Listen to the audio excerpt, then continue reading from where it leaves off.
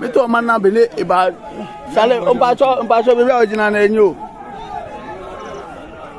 To man na bele cho nu enyi.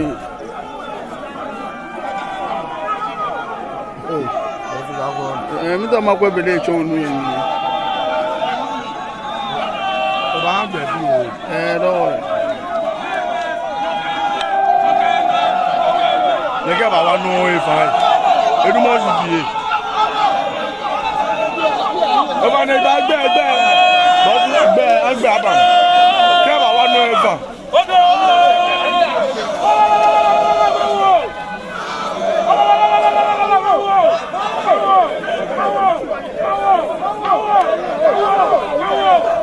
Planat.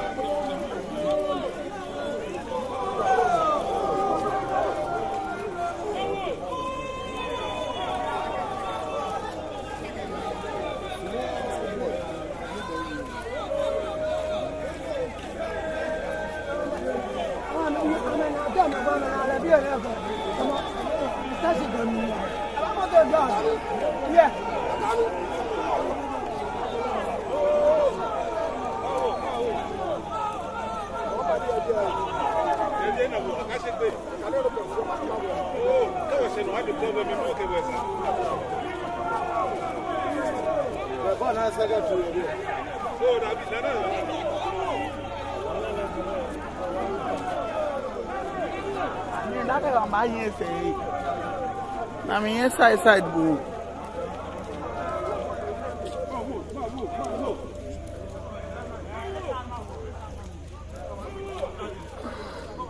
Maybe I know the spoon shining on again.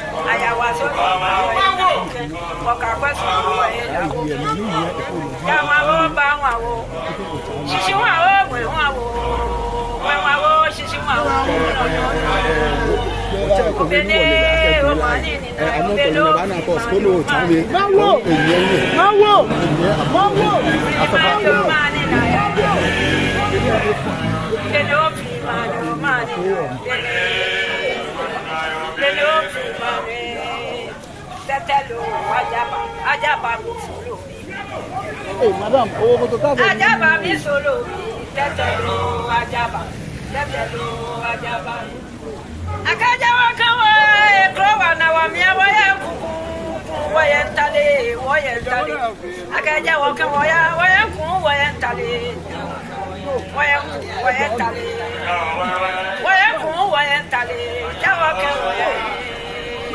Chado Maniala.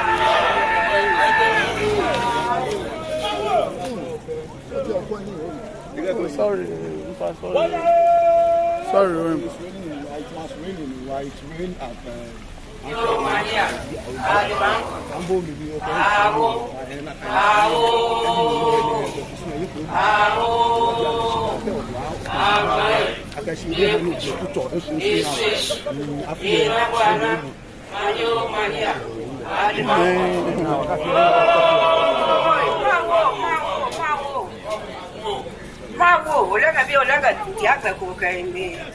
Anyaga stroke,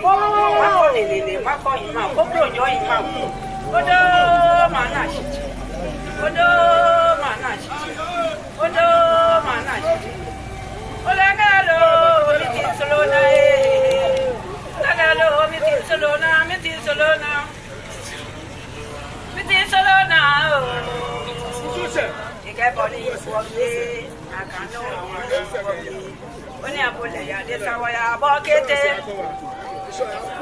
Bama wo, watakabi le ya de. Abule ya de sawaya. Makonele makon ima bokete. Bama wo, ni bokete o. Ima kemo ma bokete. Ababu kembe. Yadi chebiato mon lolowaye. Lolowaye, yadi chebiato lolowaje lolowa bebe. Lolowa bebe. Kono ya wawo ba wawo. Shishi wawo we wawo. Mones wawo lawo ken. Lawo ken. Wabola to imabu.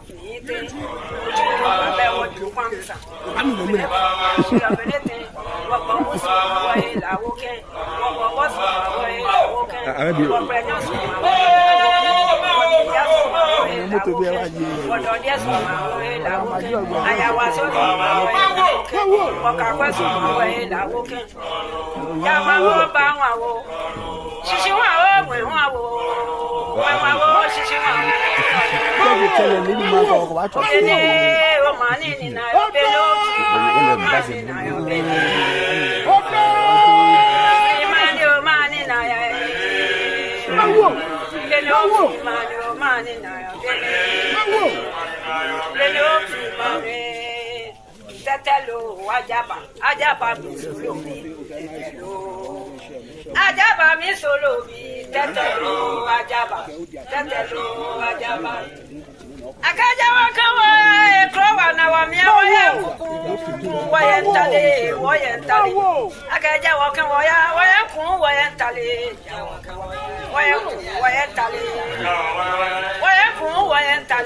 jawaka waya cha no manyaba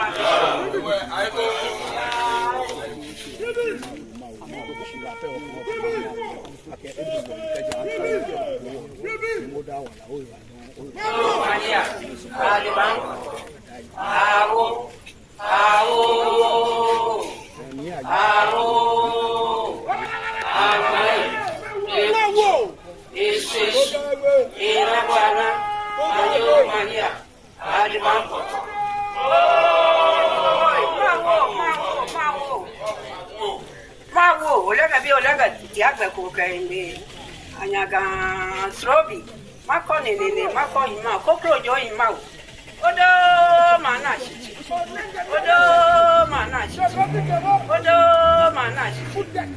olaga lo miti solona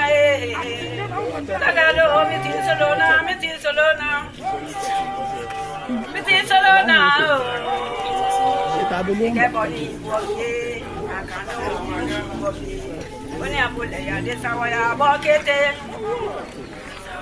Bama wo, watakabi le ya de. Abule ya de sawaya. Makonele makon ima bokete. Bama wo, ni bokete o. Ima kremo ima babukai. Babukai. Yadi chebiato mon lolowaye.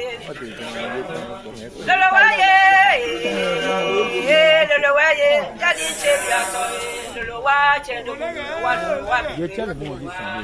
lolowa bebe. Kono lo ya wawo ba wawo. Shishi wawo we wawo. Ones wawo lawo ken.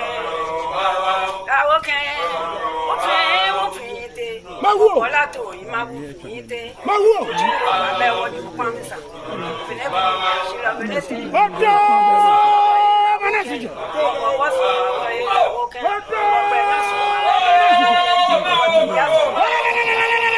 Odo yeso. Aya waso oke. Oka kwaso la oke. Ya wawo ba wawo. Shishi wawo we wawo. Shishi wawo. Obene o mani ni na obeno freemani o mani na obene freemani o mani na ya obene mani na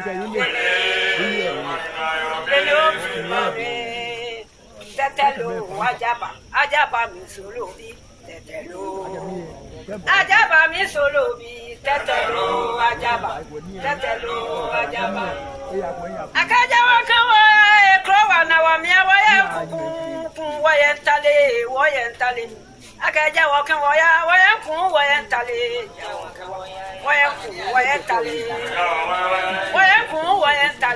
jawa ke waya cha no manyaba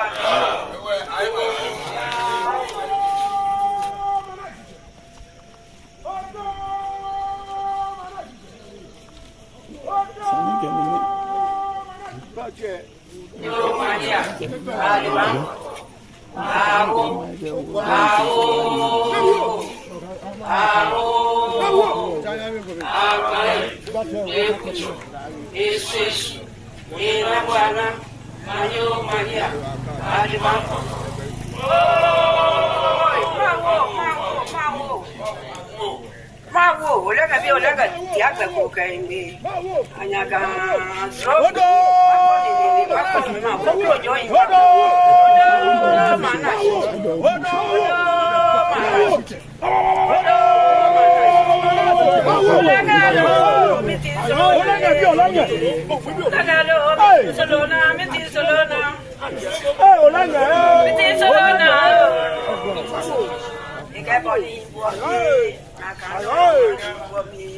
Oni abule sawaya bokete ba mawo wataka bi nle ya le sawaya makonele makon ba mawo ni bokete oyima kremo oyima babuke mawo babuke Yadi chebiato mon lolowaye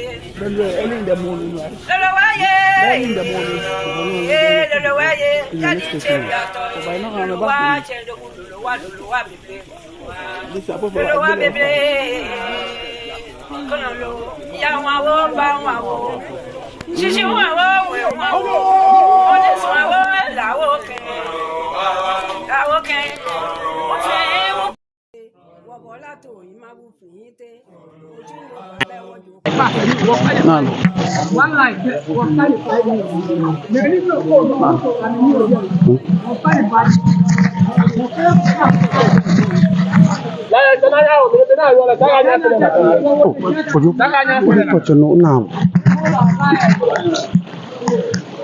Nicolo che mambishi come on quindi che mba meno domona mbe sami cheye alo sami lai amecha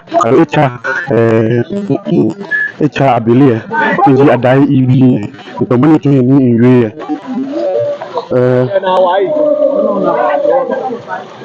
moni tell sami che alo sami lai dafie hemijo alo shani atoleke do ji ofu ni monitor le do moni afine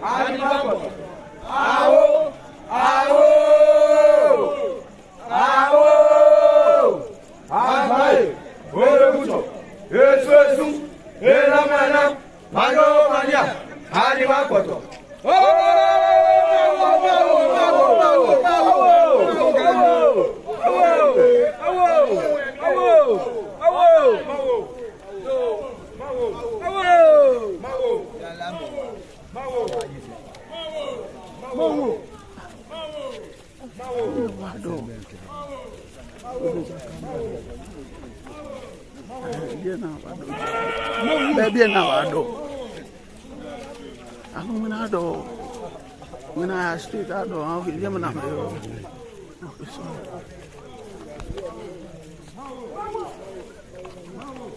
la woke, odo dia so ma wo la woke, aya wa so ma wo la woke, oka kwa so ma wo la woke. Ya ma wo ba wa wo. Shishi wa wo we wa wo. We wa wo shishi wa wo no lo. Obene o mani ni na obeno free mani o mani na obene. Free mani o mani na ya. Beno free mani o mani na obene. Beno free mani. Tetelo ajaba musulu mi tetelo. Ajaba mi solo mi tetelo ajaba akaja wakawa ekrowa na wamia waya kuku waya ntale akaja wakawa waya kuku waya ntale waya ntale jawa kawa cha no manyaba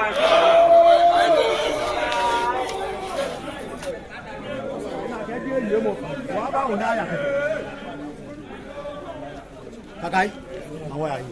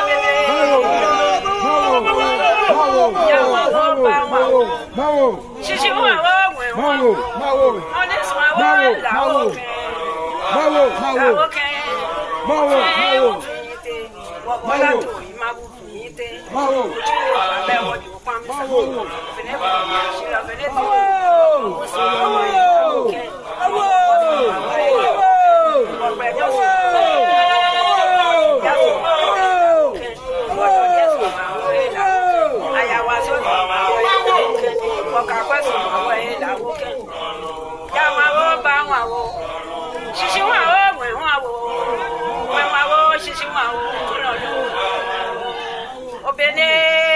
mani na yo belo free mani o mani na yo belo free mani o mani na ya Mawo. belo free mani o mani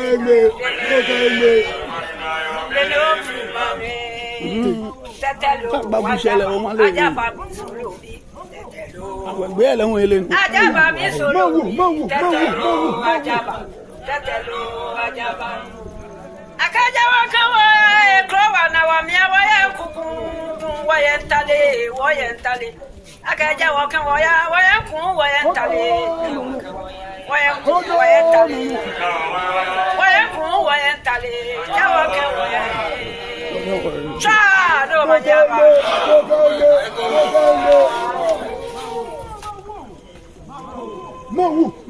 Mawo.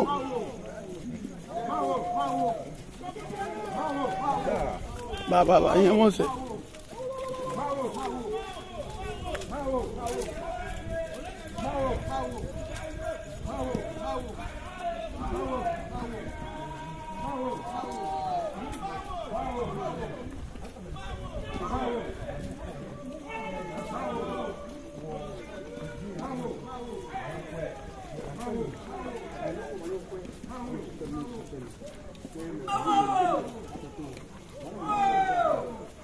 Mawo.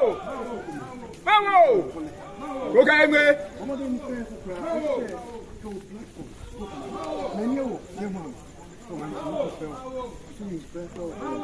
Mawo.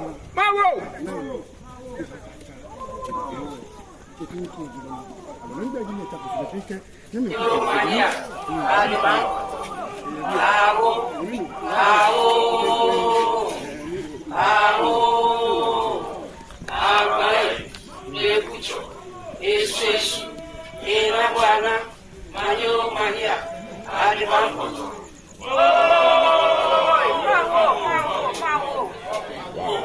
Mawo olha me olha diabo com pele Kama mi o se.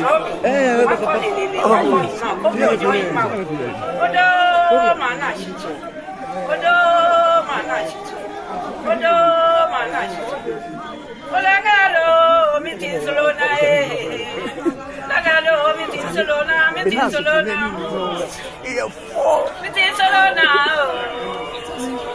Ikeboni Big man get and come on. When I talk come last, Mama wo wata coming layade Makonele makokete Mama wo ni makete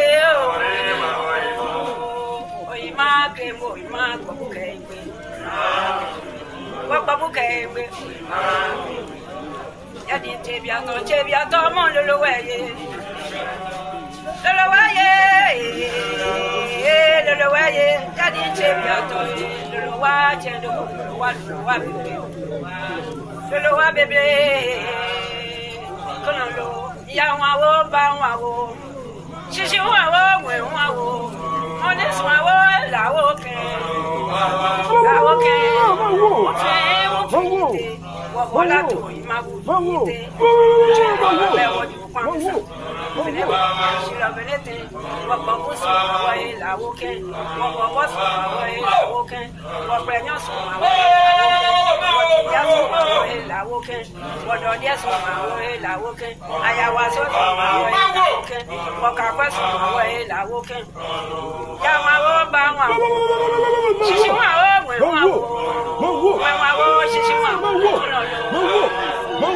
Obede o mani ni na obelo free mani o mani na ya Tile mo ko wa tile mo ko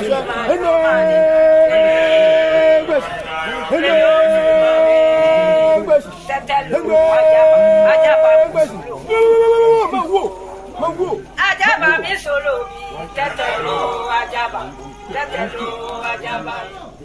Akaja wakawa ekrowa na wamia waya kuku waya ntale Akaja wakawa waya ku waya ntale Waya ku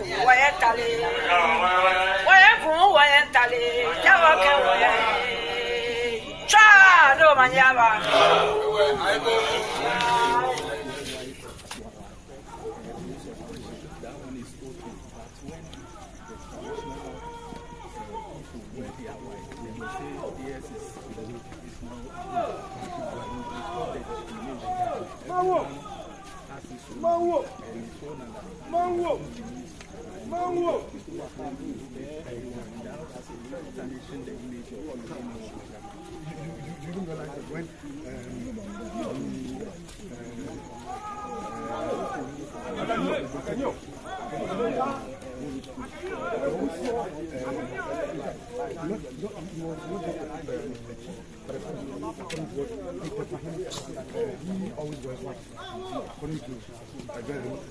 He is a religious and a king at the same time.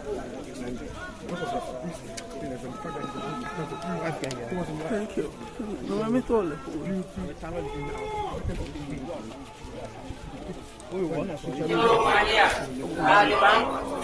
Abo shanu wa. Papa.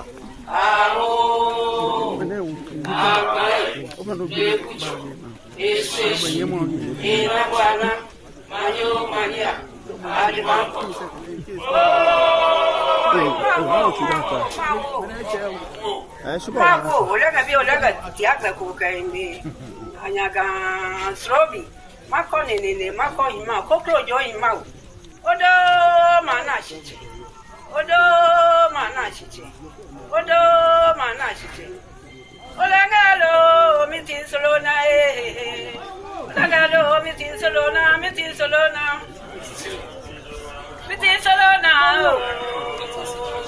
Ikeboni buomie, akano buomie. Oni abule ya desawaya bokete. Bama wo, watakabi le ya de, abule ya desawaya. Makonele makon ima bokete.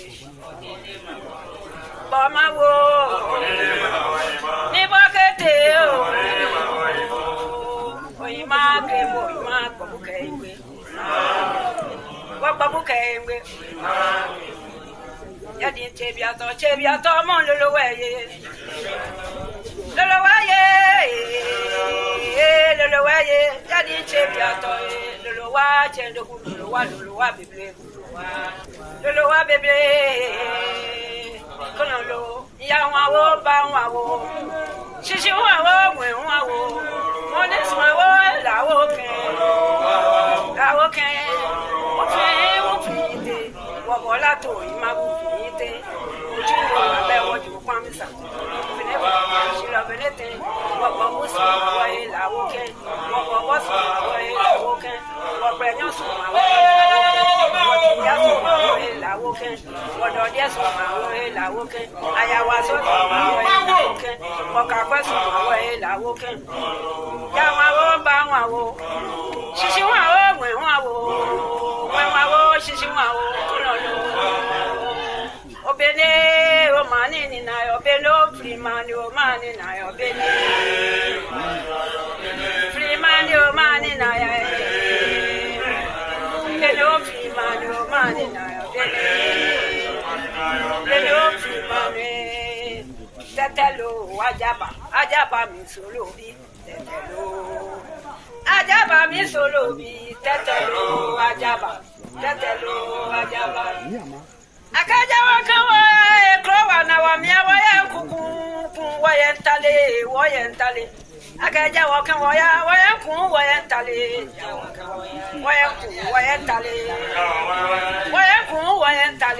jawaka waya cha no manyaba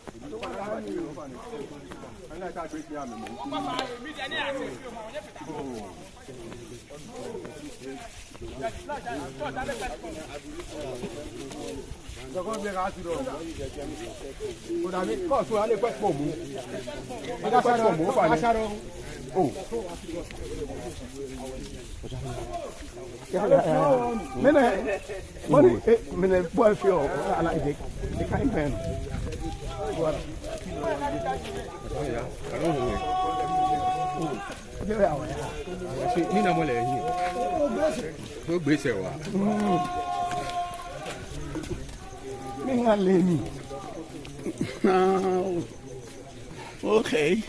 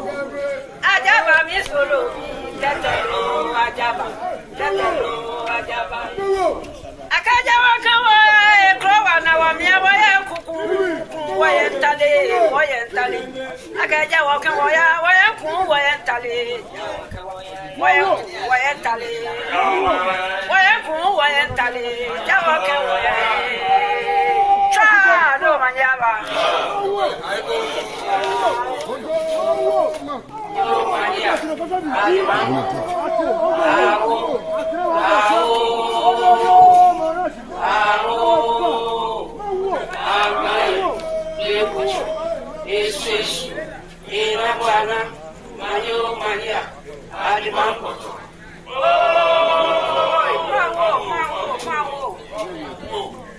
Mago, Olaga, Tiaga Coca in me. Anyaga Srobi, Maconini, Macoima, Coco Joy Mau. Odo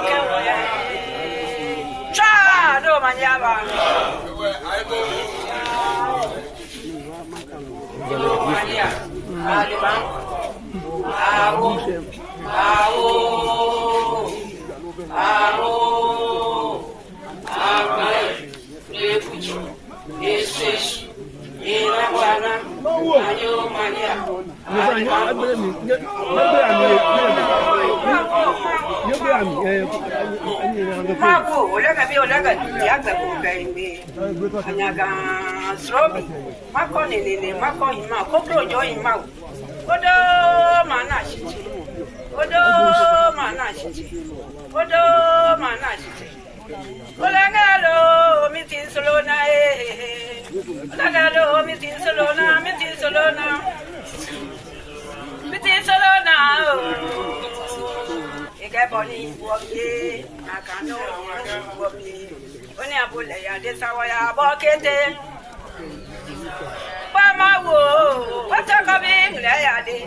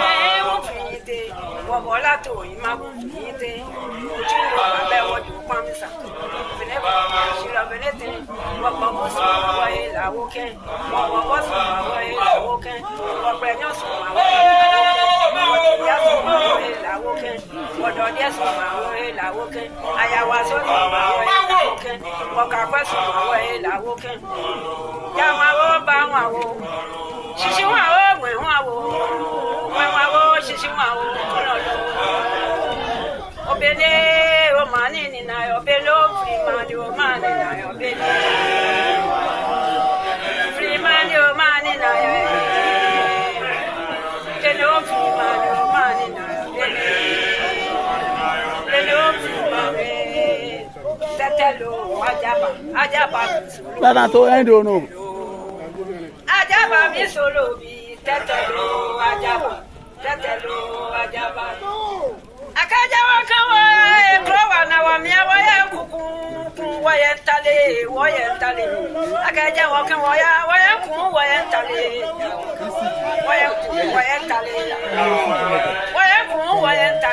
Jawa kewa ya.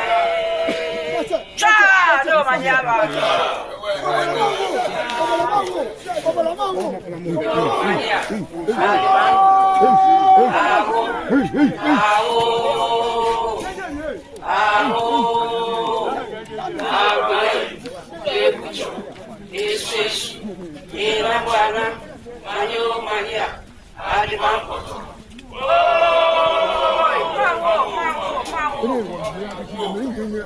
Olha tiaga kukaime anyaga srobi makonelele makohima kokrojo hima odo mana shichi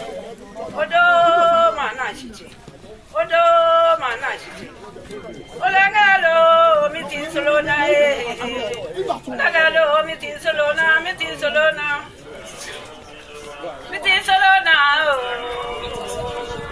Boni,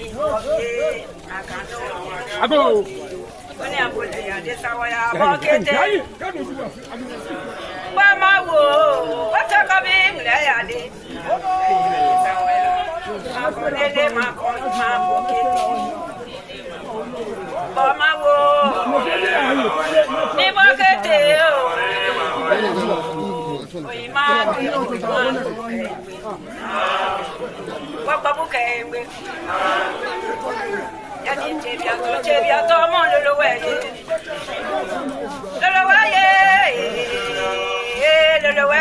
Yani chebia to lolowa bebe. Ya wa wo ba wa wo. Shishi wa wo mwe wa wo. Oni swa wo la wo ke.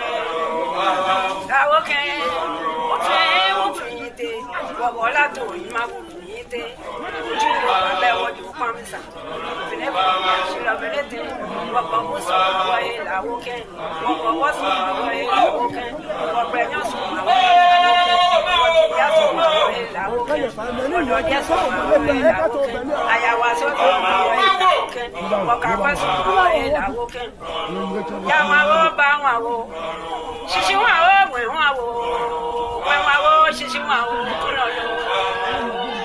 Obele o mani ni na obele o freemani o mani na obele freemani o mani na obele o freemani o mani na obele o freemani tetelo ajaba mi solo bi tetelo ajaba mi solo bi tetelo ajaba Akaja wakawa ekrowa na wa mia wa ya kuku wa yentale. Akaja wakawa wa ya kuku wa yentale.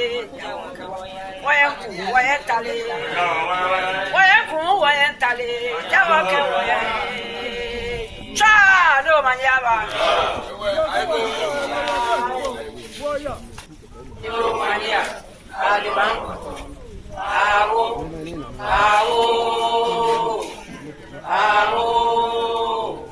Agora, esse na Guana, Maria, Adibanco.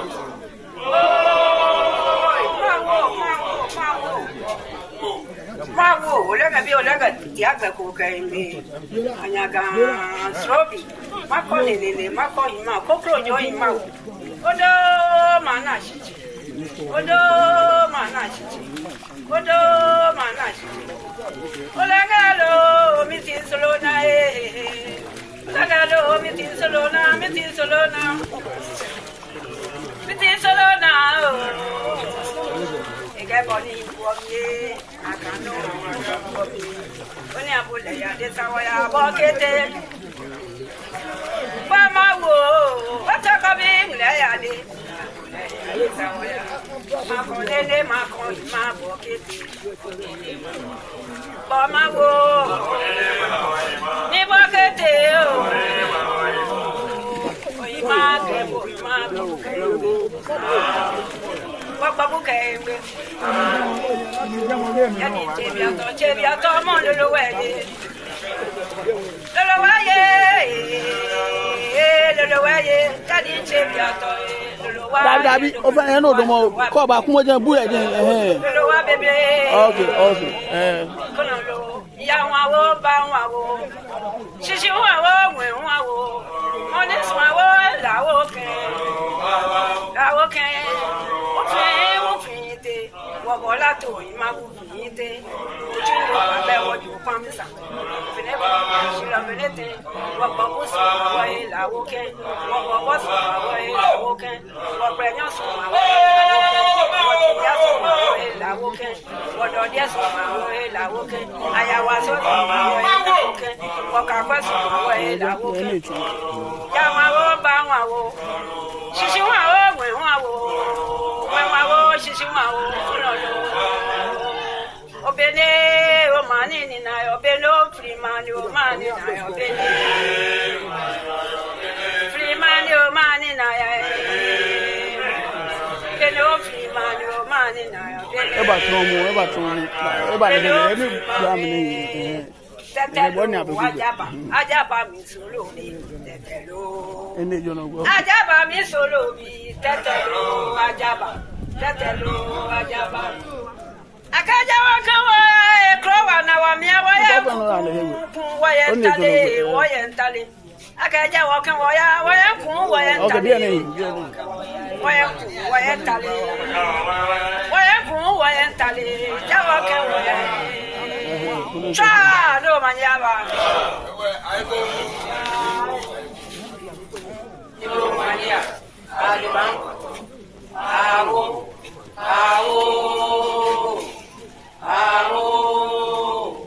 agbai ekucho eseshi erabwana manyo mania adibampoto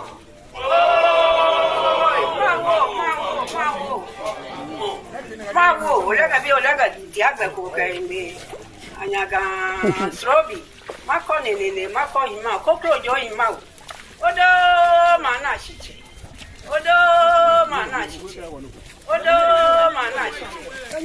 Olagalo mitin solona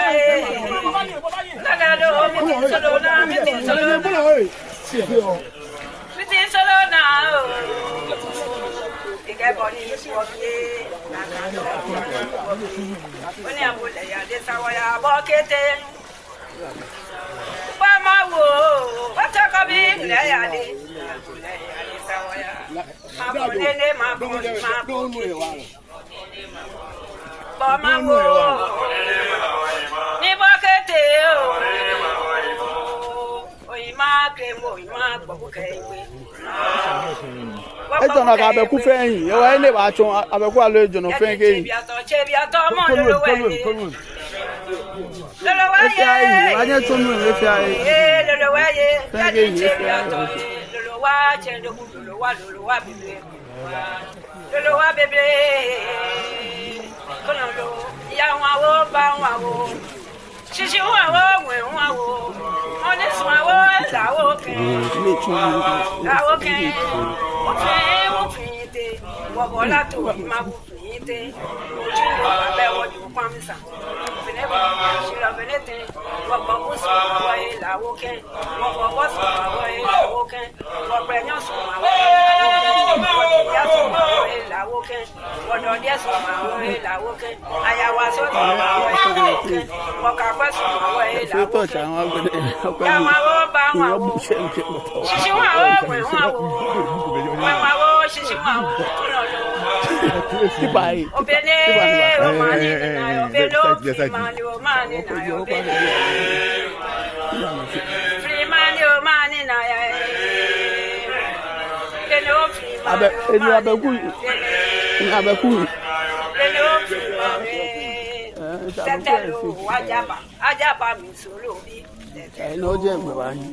Ajaba mi solo bi tetelo ajaba. Akaja wa kan wa ekrowa na wa mi wa ya kuku wa ya ntale. Akaja wa kan wa ya kun wa ya ntale. Wa ya kun wa ya ntale. Wa ya kun wa ya ntale. Jawa kan wa ya. Cha do manyaba. Maria, Alimango, Awo, Viene di chulo ma. Che viene anche ya. Srobi, mako nene, mako ima, kokro jo ima. Odo mana shichi.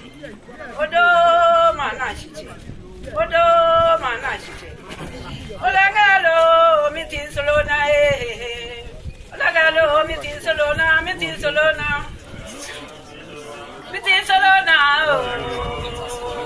Ikeboni wobi, akano wobi. Oni abule ya desawaya bokete. Bama wo, watakabi le ya de. Makonele makon ima bokete. Bama wo, ni bokete o. Ima kremo, ima babuke. Babuke. Yadi chebiato mon lolowaye.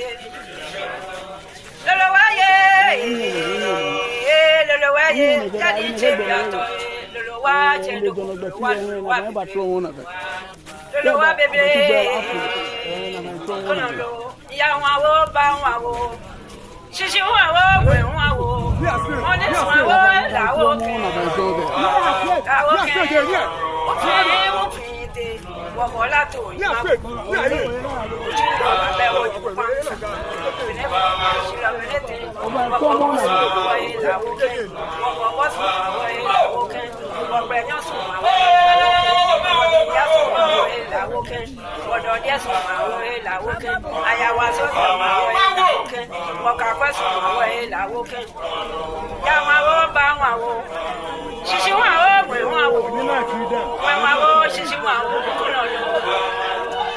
Obele o mani ni na obele o free mani o mani na obele free mani o mani na ya obele o free mani o mani na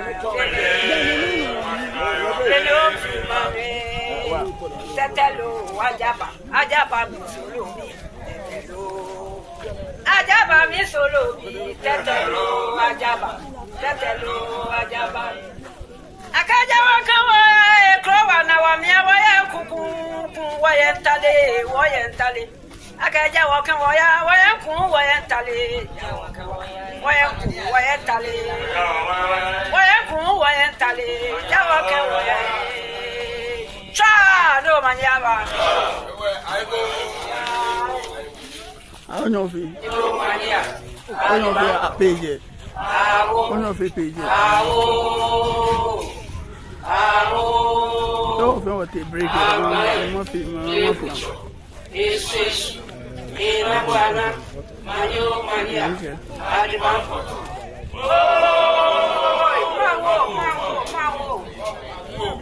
Mawo, olega tiagba ko kainde. Anyaga srobi. Mako nene, mako hima, kokro jo hima. Odo mana shichi.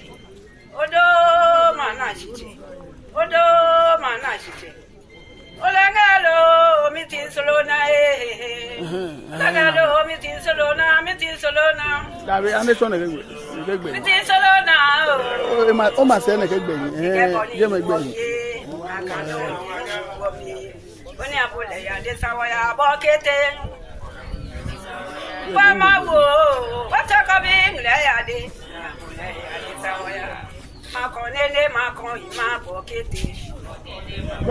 Some of Mama you. wo, Nibokete. Oima cremo, Oima Babuke.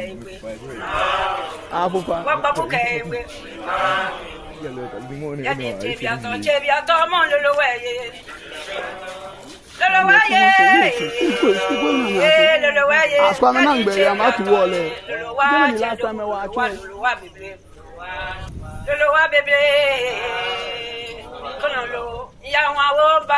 Eba Tromona. If I go on, yes, and then you say Pepe. Money, you must say, I'm a Pepe.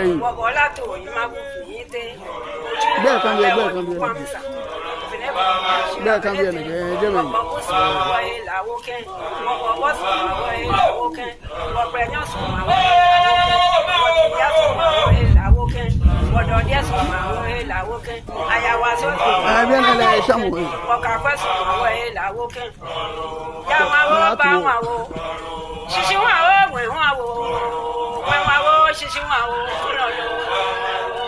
Obene, o mani na obeno, free man, o mani na obene.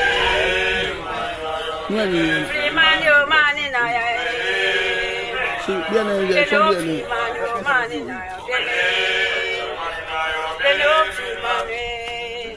Tetelo, Ajaba mi solo bi, Tetelo. Ajaba mi solo bi, Tetelo, Ajaba. Akaja wakawa krowa na wamia waya kuku wayentale akaja wakan waya kun wayentale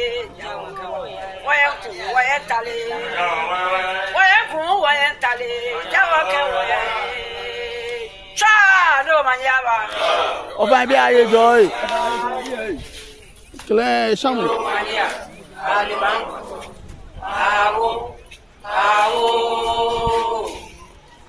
Joy bi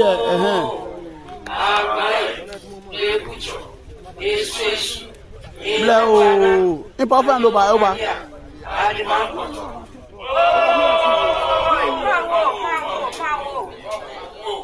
Mawo olega tiaga ko kaimbe anyaga srobi makonene makohima kokro Ipa fa bo ka se do odo mana chiche Money forget is ele ga do Eba ne jono gba fi o E ne jono gba fi o je me gbe mi tin solo na Lagalo mi tin solo na na I go never tromo na kan na kan pepe tromo na kan Aiko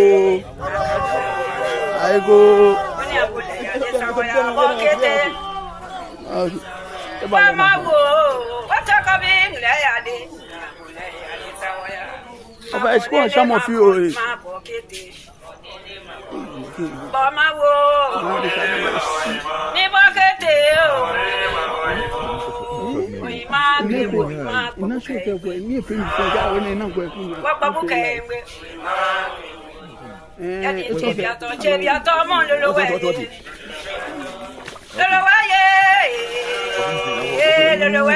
Yadi Chebiato, Lolowa bebe. Kono ya wawo ba wawo. Shishi wawo we wawo. Mone swawo lawo ken. je me gbe Wobola to imabu fiyite. Oju wo abe woju kwamisa. Bene ba shilo benete. Wobo so wa lawo ken. Wobo so wa lawo ken. Wobo enyo so wa lawo ken. Wodo dia so wa lawo ken. Ayawa so wa lawo ken. Woka kwaso wa lawo ken. Ya wawo ba wawo. Shishi wawo we wawo. Shishi wawo kunolo obene o mani ni na obeno free man o mani na obene free man o mani na ya obeno free man o mani na obene free man ba tetelo wajaba Bana kan blow straight alo o ba je na no shan gun e Tetelo ajaba. Tetelo ajaba. Akaja wakawa ekrowa na wamia waya kuku wayentale. Akaja wakawa waya kuku wayentale. Wayentale. e ba na ke gbeje me moto e Cha do manyaba. be yen ba e asifi e wo ble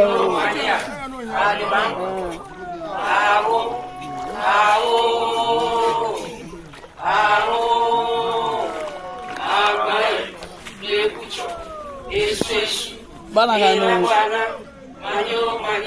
ya no se wo na no bi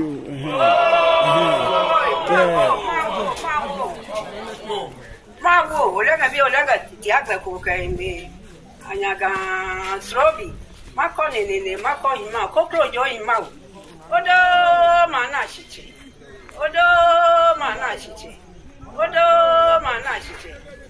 Olega lo mitin solo na Olega lo na mitin solo na. Mitin solo na. Everybody wobie akano wobie oni abole ya de sawaya bokete ba ma wo bata ka bi le ya de sawaya makonele makon ma bokete ba ma wo ni bokete o ima kremo ima babuka iwe afina la yi sin ka akra ya di chebiato mo lolowe me ka tun lolowe ya di chebiato lolowa chendo ku lolowa bebre kono lo ya wa wo ba wa wo shishi wa wo gwe wa wo oni swa wo la wo ken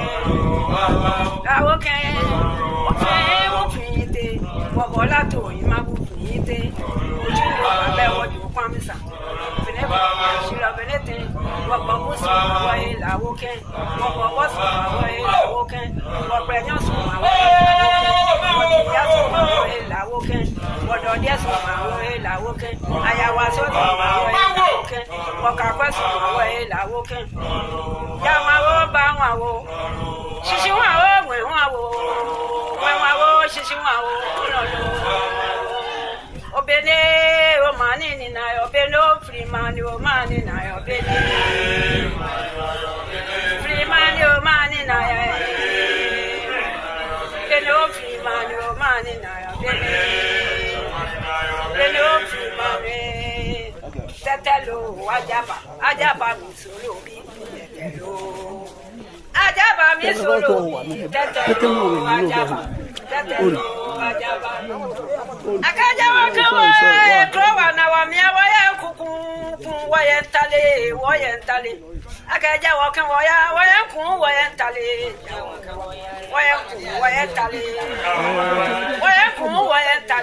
jawaka waya cha do manyaba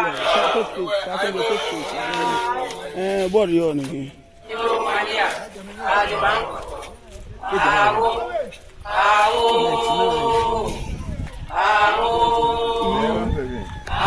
ele ne hale fle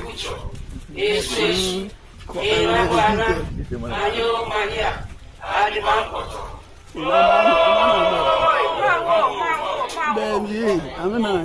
Wow, olega tiaga ko kaimbe. Anyaga srobi. Mako nene mako hima kokro jo hima. Odo mana shiche.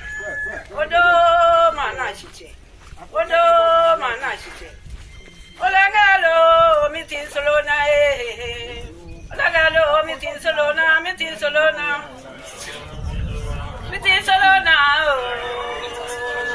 Ikeboni buomie akano buomie oni abule ya de sawaya bokete ba mawo watakabi mle ya de sawaya makonele makon ima bokete ba mawo ni bokete o ima ke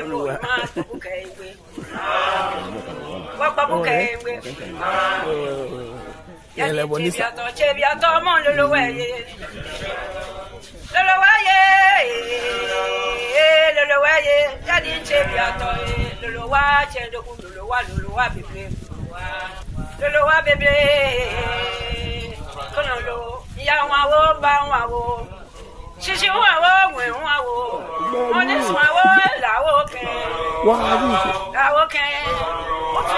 Bawa meshe any mene blog gbogbo any shamu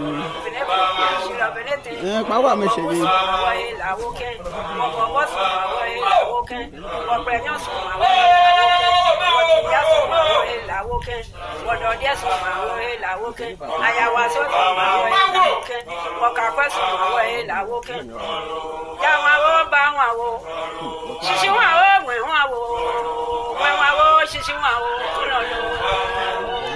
Obene o mani ni na obene o free man o mani na obene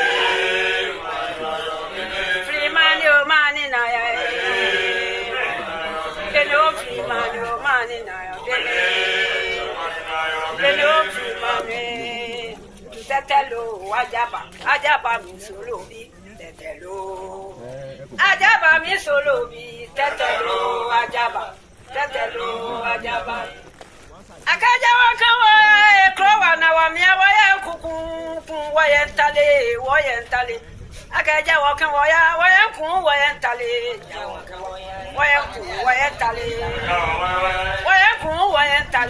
jawaka waya cha no manyaba Ibo wa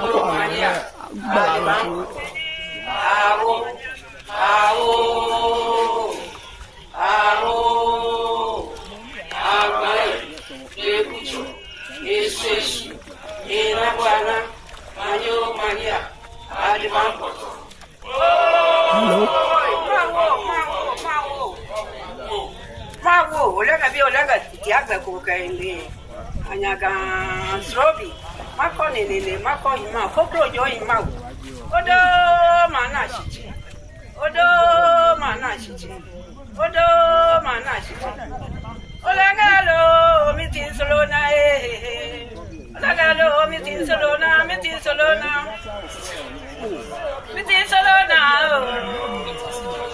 Ikeboni buomie akano buomie Oni abule ya desawa ya bokete Pamawo watakabi le ya de Onde jono we ile jemele wole Pamawo ni bokete Oima kremo oima gbobuke egbe Gbobuke egbe Yadi chebiato mo lolowaye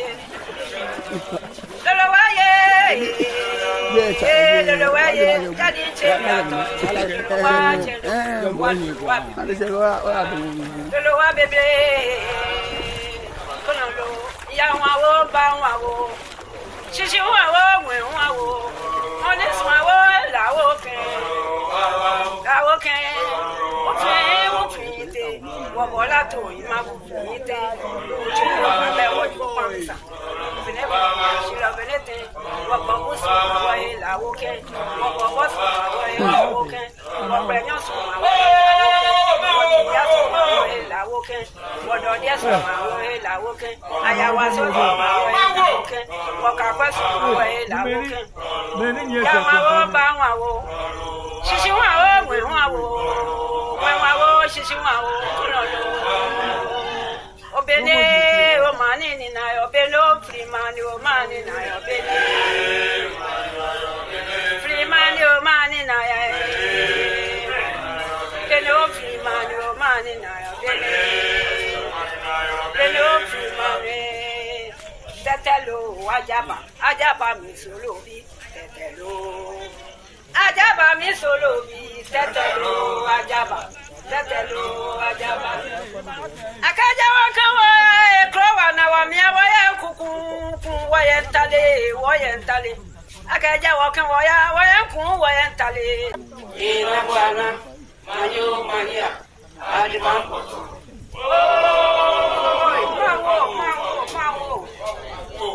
Mawo olega bi olega tiaga ko kaimbe.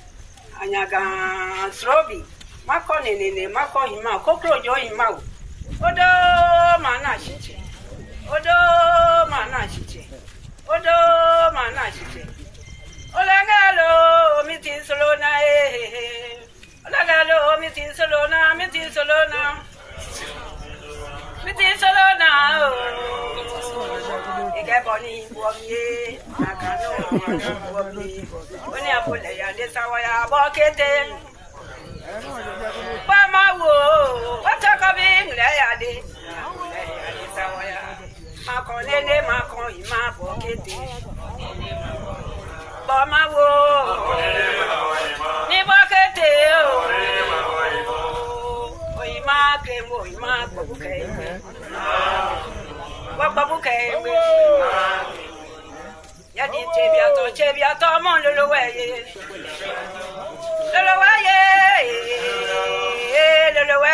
ya di chebiato lo wa chendo lo wa bebe kono lo ya wa wo ba wa wo shishi wa wo we wa wo oni swa wo la wo ken o fite wo bola to ima bu fite oju lo ba wo ju kwa mi sa bene ba shira benete wo ba bu so wa la wo ken wo so wa la wo ken wo prenyo so wa ya so wa la wo ken wo do dia so wa la wo ken aya wa so wa la wo ken wo ka kwa so wa la wo ken ya wa wo ba wa wo shishi wa wo we wa wo shishi wa wo lo obene o mani ni na obelo free mani o mani na obene free mani o mani na acha bogo obene o free mani o mani na tache obene o free mani tetelo ajaba mi solo bi tetelo ajaba mi solo bi tetelo ajaba akaja wakawa ekrowa na wamia waya kuku waya ntale akaja wakawa waya ku waya ntale waya ku waya ntale ya wakawa cha no manyaba yo mania alibango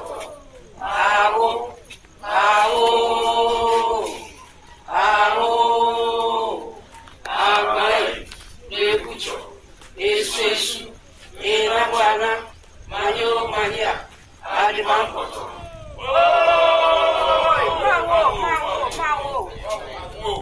Mawo, olega bi olega tiaga ko kaimbe. Anyaga srobi, mako nene mako hima, kokro jo hima. Odo mana chiche.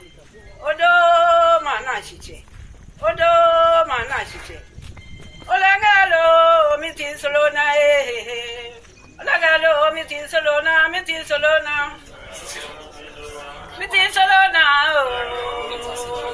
Ike boni buomye akano buomye Oni apole ya desawa ya bokete Mama wo wataka bingle ya de desawa ya makonene makon ima bokete Mama wo ni bokete o ima kremo ima babuke egbe ya di chebiato mon lo weye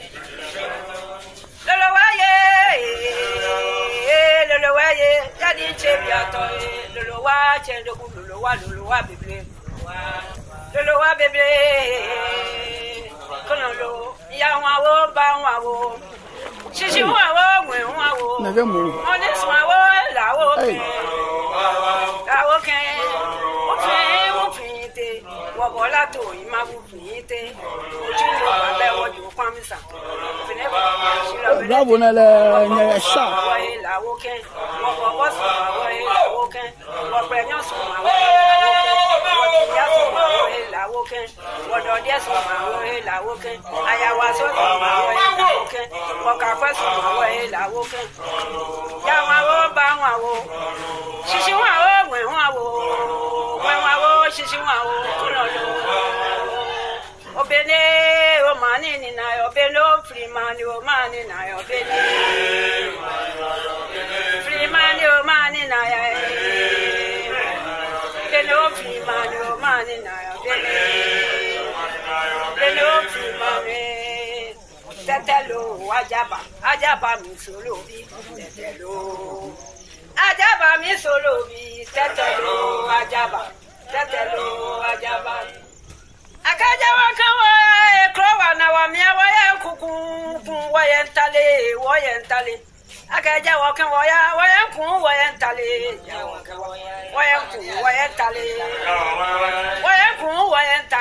jawakan waya cha no manyaba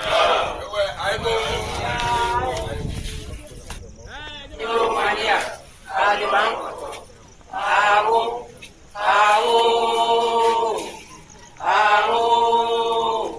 agbai lebucho esesi enabwana manyo mania adibankoto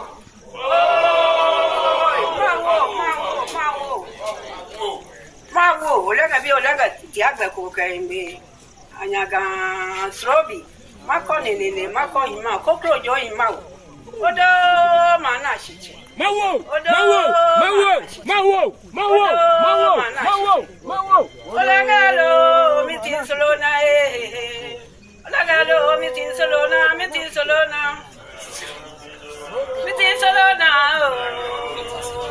Ikeboni woye nakano woye Oni abule ya desawa ya bokete Bamawo watakabi mle ya de sawaya makonele makon ima bokete Bamawo ni bokete o ima kemo ima babukaimwe yadi chebiato mon lolowaye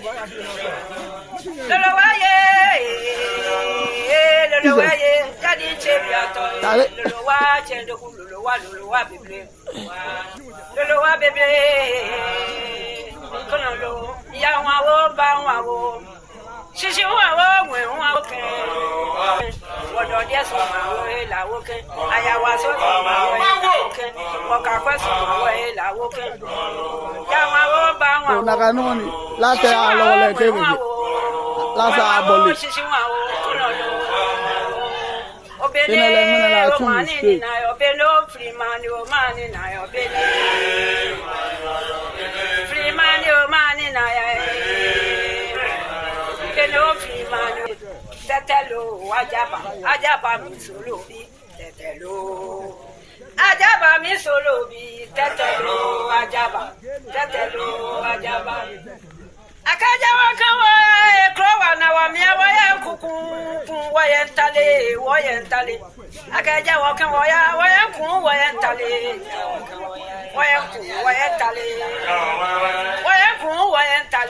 jawakan waya cha no manyaba ibo mania adiban awo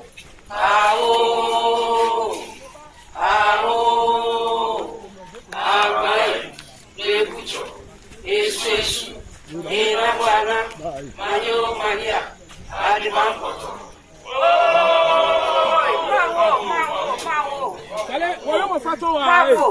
olega tiaga ko kaimbe anyaga srobi makonelele makohima kokrojo hima odo mana shiche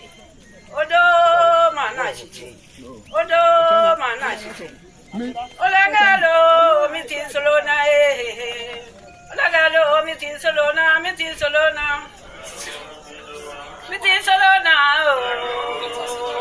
Ikeboni womie nakano womie oni abule ya de sawaya bokete That's a love on you. Bama wo ni bokete o ima kremo ima gbabuke egbe wa gbabuke egbe ya di chebiato mo lolowaye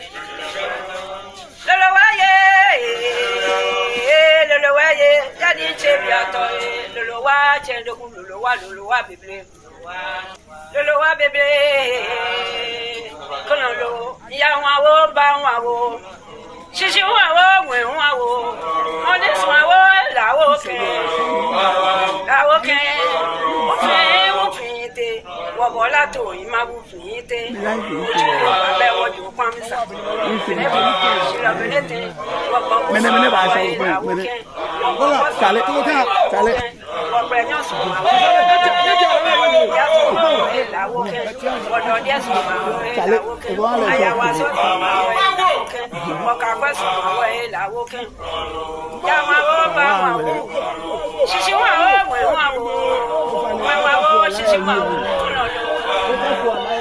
Obene o mani ni na obeno freemani o mani na obene freemani o mani na ya obeno freemani o mani na obene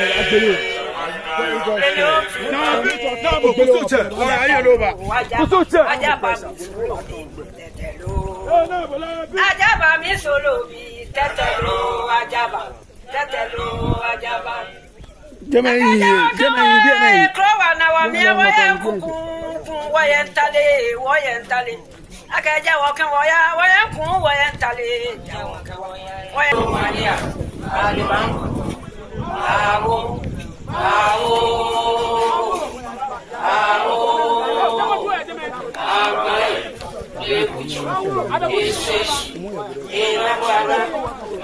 Maria aliban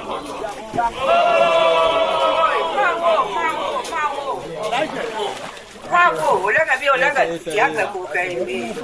Anaga srobi. Wako ni wako ma ko nyo ima. Odo mana. Dabi e. Olaga lo. Solona. Solona. Ikeboni.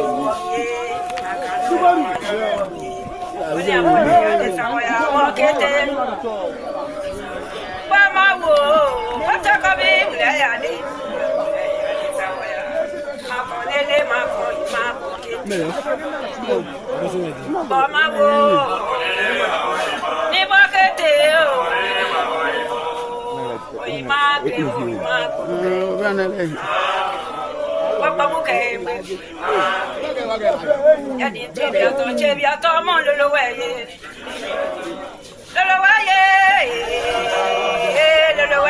ya di chebiato lolowa chendo ku lolowa bebe kono lo ya wa wo ba wo shishi wa wo we wa wo oni so wo la wo ke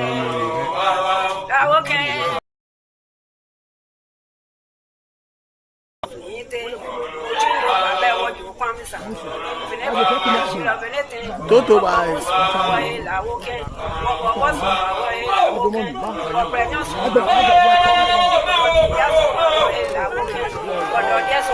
What are no few? What are no?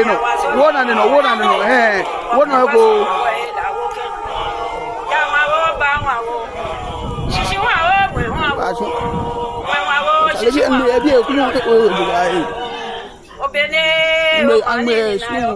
Freemani o mani na ya Freemani o mani na ya Freemani o mani na ya Tetelo ajaba mi solo ajaba mi solo bi tetelo ajaba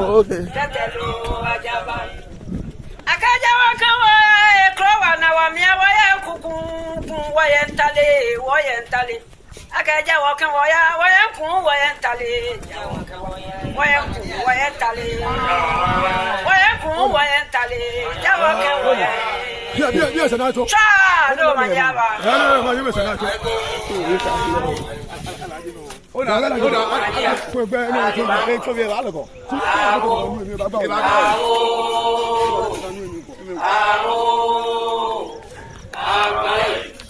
Germany blogger ata blogger nu na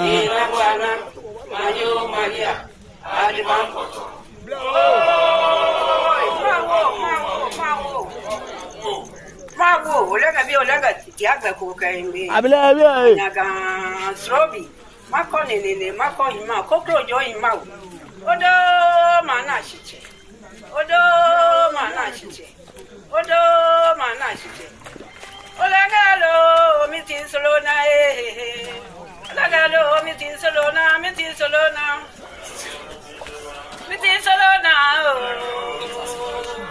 Boni womie nakano womie oni abule ya de sawaya bokete ba mawo watakabi ngule ya de abule ya de sawaya makonele makon ima bokete la mene pare ba mawo ni bokete Isaac. Ma gremo ma bokete Isaac. Wababuke ya di chebia to mon lolo waye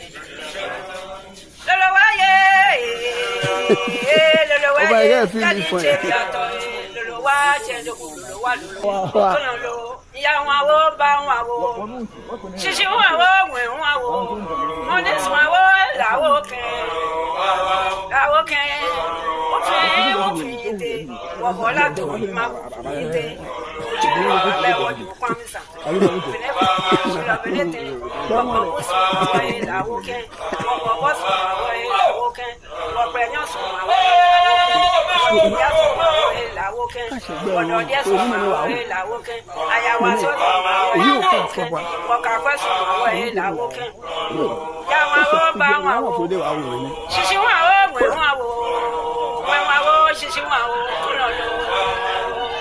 Obene o mani ni na obelo free man o mani na obene free man o mani na ya belo free man o mani na obene belo free man tetelo ajaba mi solo bi tetelo ajaba mi solo bi tetelo ajaba akaja wakawa ekrowa na wamia waya kuku waya ntale akaja wakawa waya ku waya ntale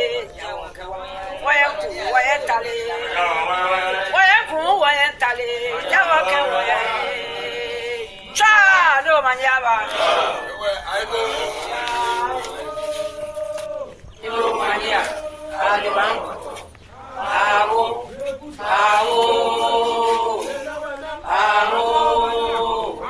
agbai lebucho espesu irabana manyo mania adibambo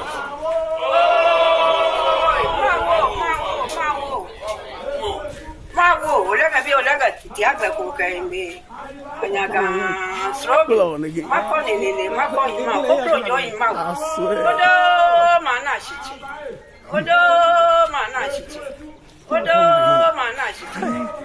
Olagalo mitin solona take it still Olagalo mitin solona still pictures in the hell mitin solona Igabole wobie akano wobie oni abule ya de sawaya bokete living nigga feel gane ba mawo watakabi ngule ya de sawaya boss careful no makonele makon ima bokete Bama wo ni bokete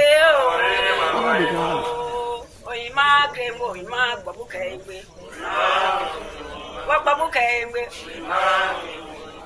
ya di chebia to mon lolo waye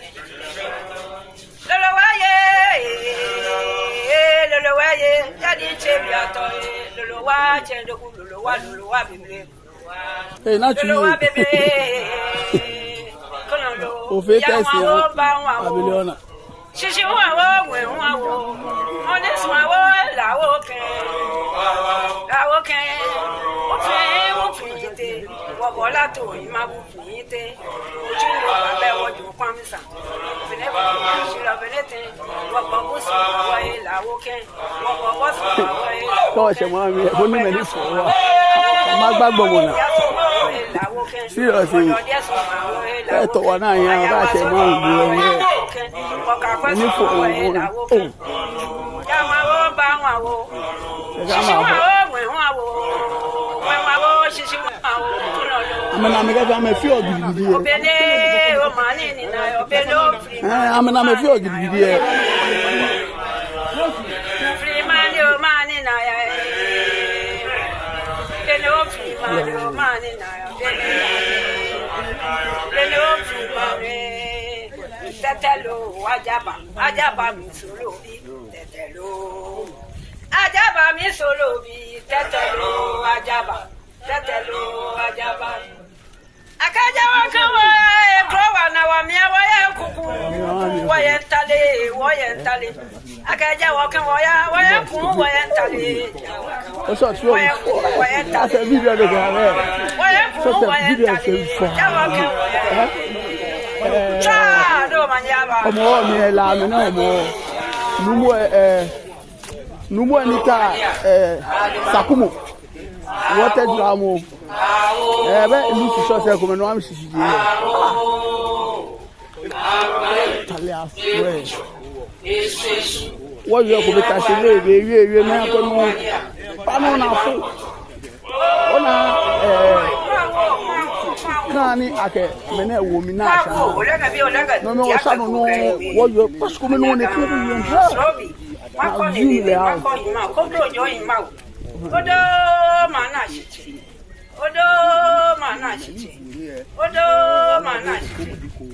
Olagalo mitin solona Olagalo mitin solona Mitin solona Ike boni buoye akano buomi Oni abule ya de sawaya bokete lobo fa ija be ko lobo fa ija fa fa ba ma wo wata ka bi le ya de ma ko nele ma ko ma bokete ba ma wo ni bokete o ima ke wo ma bokete Papa buke we. Ba na ti koko e shimi no wo fun. Ya di chebiato mo lolowaye.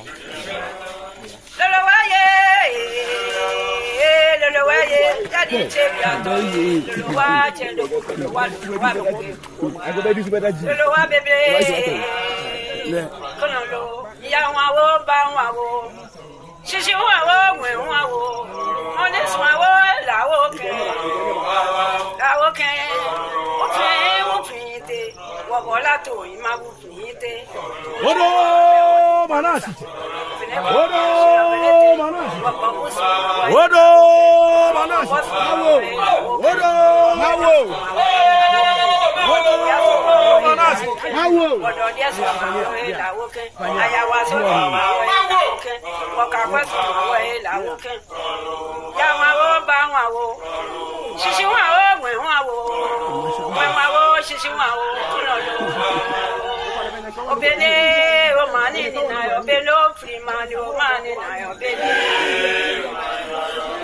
free man o mani na ya obele o free man o mani na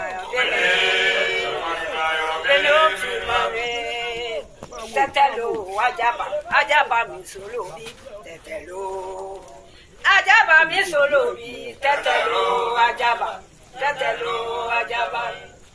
Akaja wakawa ekrowa na wamia waya kuku wayentale Akaja wakawa waya ku wayentale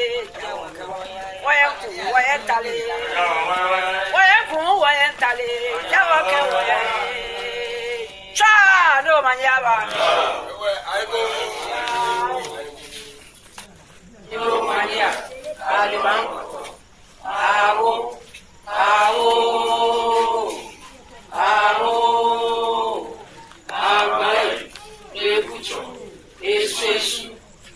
buana manyo mania advankoto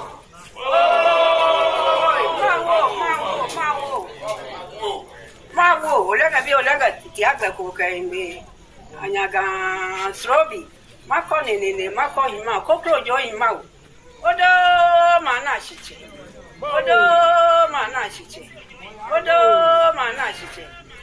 olega lo mitin solona olega lo mitin solona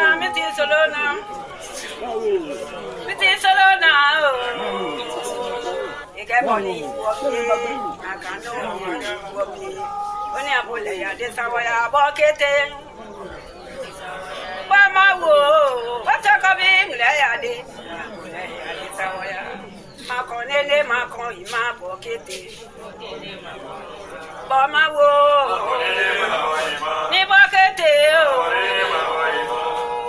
o ima kremo ima kobukewe Wagbabuke Yadi Chebiato, Mon Lolowaye. You're full of simple. Lolowaye,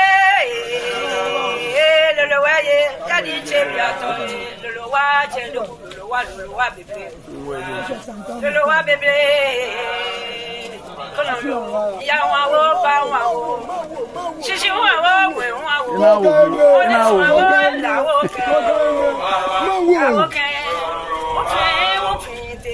Wabola to imamo ite ale wodi la benete wabomus waila woke wabos waila wabrenyo la woke ododia so waila woke ayawaso waila woke wakakwaso waila woke yama bomba wawo shishi wawo shishi wawo obele o mani ni na obelo free mani o mani na obele free mani o mani na ya obelo free mani o mani na obele obelo free mani tetelo ajaba mi solo bi tetelo ajaba mi solo bi tetelo ajaba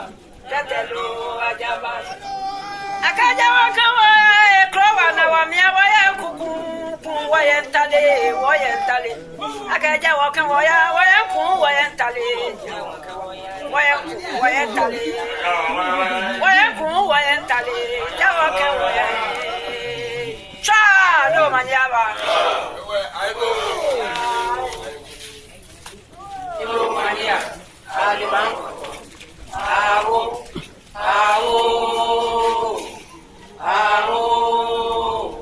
agbai lekucho esesu erabuana manyo mania advankoto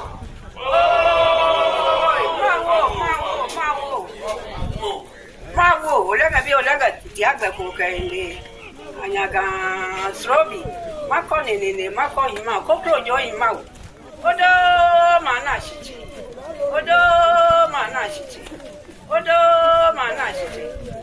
olega lo mitin solona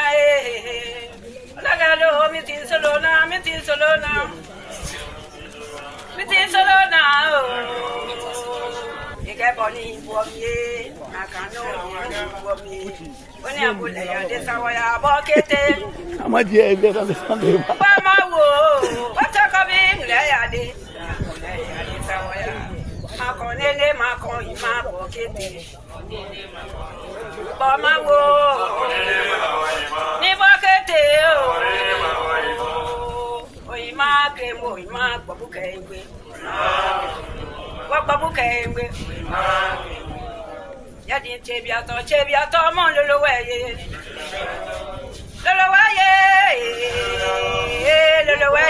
Yadi Chebiato, Lolowa, Bebe,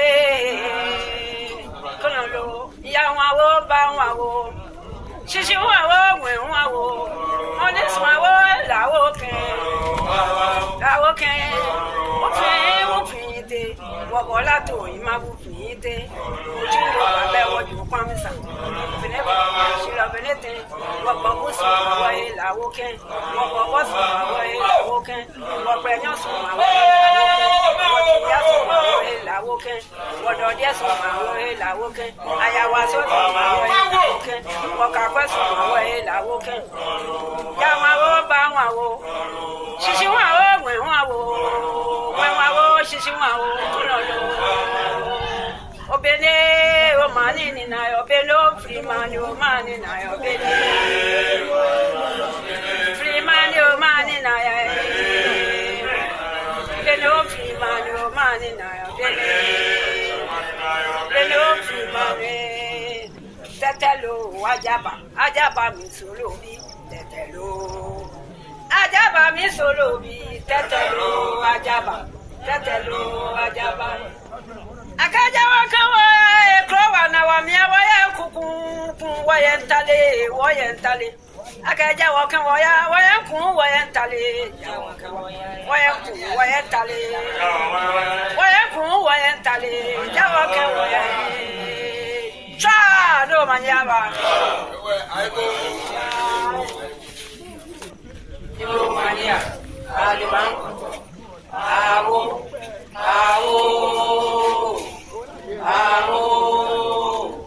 Agora, Lepucho, Esse, Inaguana, Manho, Mania, Adivampo.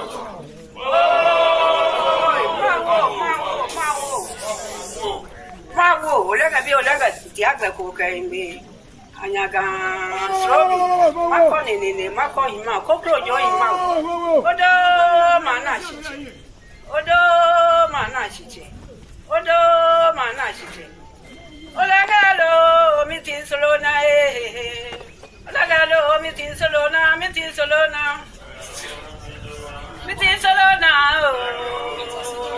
Egaboni, Bobier, Nakano, Bobier. When I put a desawaya bokete. Bamawo, what's a coming? Layade.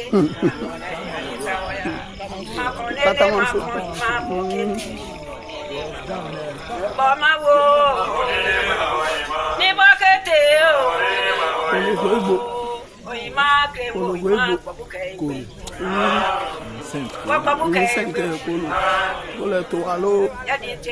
Chebiato, mon loloye.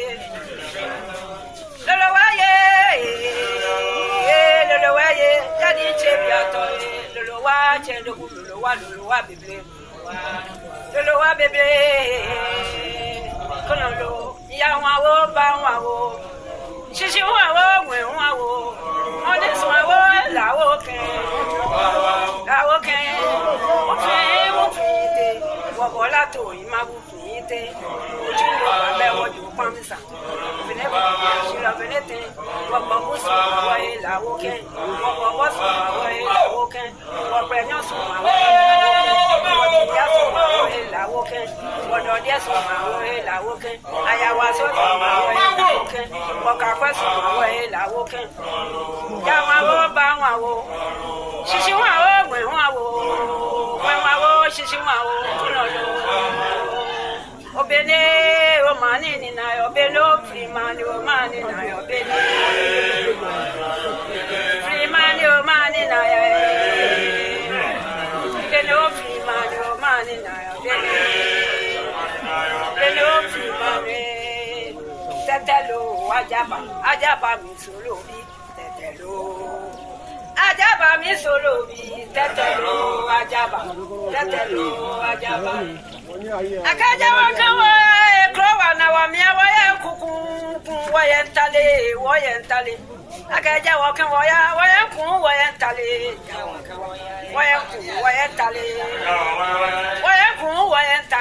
Jawaka waya. Cha do manyaba. Yo mania. Aliban. Awo.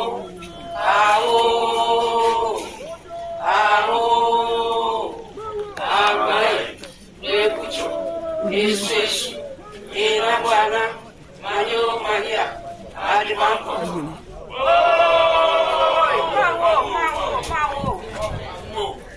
wo olega bi olega diaga ko kaimbe anyaga srobi mako nene mako hima kokro jo hima odo mana chiche odo mana chiche odo mana chiche olega lo mitin solona olega lo mitin solona mitin solona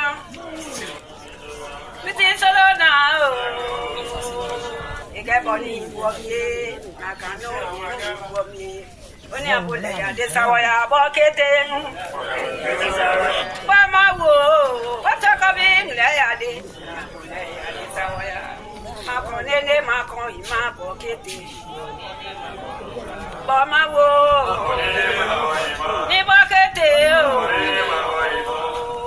Oima kremo oima babukaengwe babukaengwe Mawo yadi chebiato mon lolowaye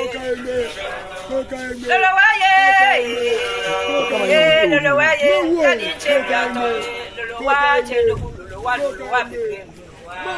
lolowa bebe kono ya wawo ba wawo shishi wawo we wawo Honest wawo lawo ken ofinte wogola to imabu finte ojiro babe woju kwamisa fine ba shilo benete wogo busu wawo lawo ken wogo bosu wawo lawo ken wogo enyosu wawo lawo ken wodo yesu wawo lawo ken ayawa so wawo lawo ken wokakwesu wawo lawo ken ya wawo ba wawo shishi wawo we wawo shishi wawo lolo obene o mani ni na obene o frimani o mani na obene frimani o mani na ya obene o frimani o mani na obene o frimani tetelo ajaba mi solo bi tetelo ajaba mi solo bi tetelo ajaba akaja wakawa ekrowa na wamia waya kuku wayentale akaja wakawa waya kuku wayentale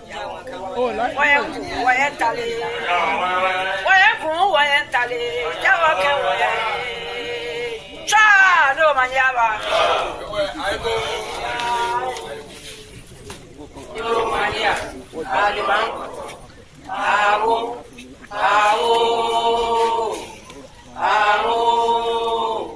Abai, Lebucho, Esesu, Erawana, Manyo Maria, Aliban.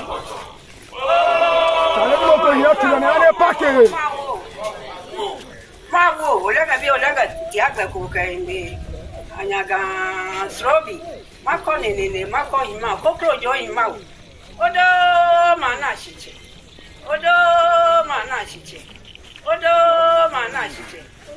olagalo mitin solona mitin solona angba lana zero mitin solona ikeboni wobie akano wo baby na oni abule ya de sawaya bokete Bama wo, watakabi mleya de. Epa. Makonele makon ima bokete. Bama wo, ni bokete o. Wo fi afọ. Ima kremo ima babukaengwe. Babukaengwe. Kudo ka shi kata mo so na. Yadi chebiato Kata mo so ka yi ka lolowaye. yi sa re yi. Ko le ni ka. Lolowaye, yadi chebiato lolowa chendo lolowa. Ya ka che je yin mo ya la fi ku. Lolowa bebe. Ya wawo ba wawo. Shishi wawo we wawo. Honest wawo lawo ken. Ofinte. Wogola to imabu finte. Ojiro babe woju kwamisa. Fine ba shilo benete. Wogobusu wawo lawo ken. Wogobusu wawo lawo ken. Wogbenyosu wawo. Lawoken, what on yes, Lawoken, I was on Lawoken, what I was on Lawoken. Yamawo Bango, Shishiwa, when Shishiwa, Obene, O man in I obey no free man, your man in I obey. Free man, your man in I. No free man, your man in I no free man. Tetelo, Ajaba, me solo, Tetelo. Ajaba, me solo, Tetelo, Ajaba. Akaja wakawa, Crowa, now I'm here, Kuku, Wayentale. Akaja waka waya ku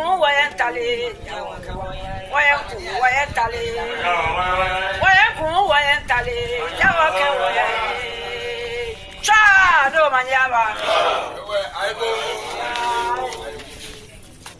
Ibu Maria aliban awo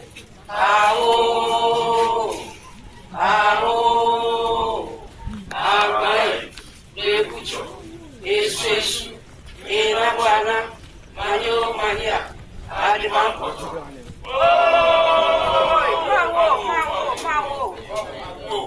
Mawo, olaga diaga kukaimbe. Anyaga srobi. Mako nene, mako hima, kokro jo hima. Odo mana shiche.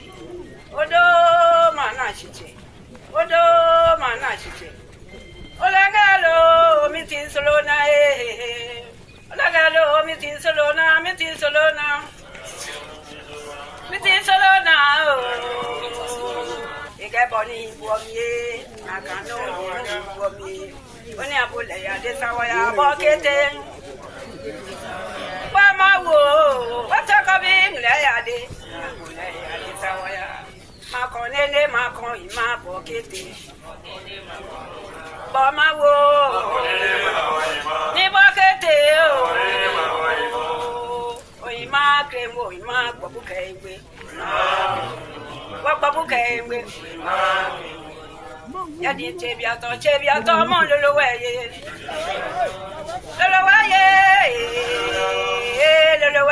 Yadi Chebiato, Lolowa bebe, Konolo, Yawa, Bawa, Shishiwa, Honest,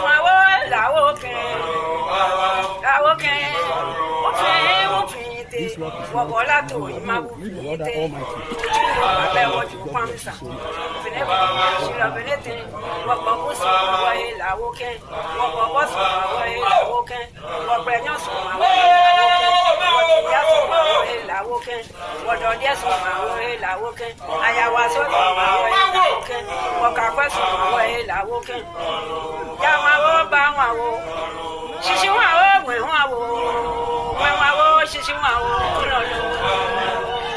Obene, O man in I obey no free man, your man in I obey. Free man, your man in I no free man, your man in I obey. No free man, Tetelo, Ajaba, Solo, Tetelo. Ajaba mi solo bi tetelo ajaba akaja wakawa Crowa na wamia waya kuku wayentale akaja wakawa waya ku wayentale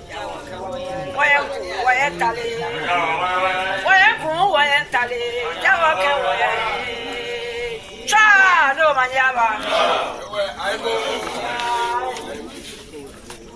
Ibu Maria, aliban, awo,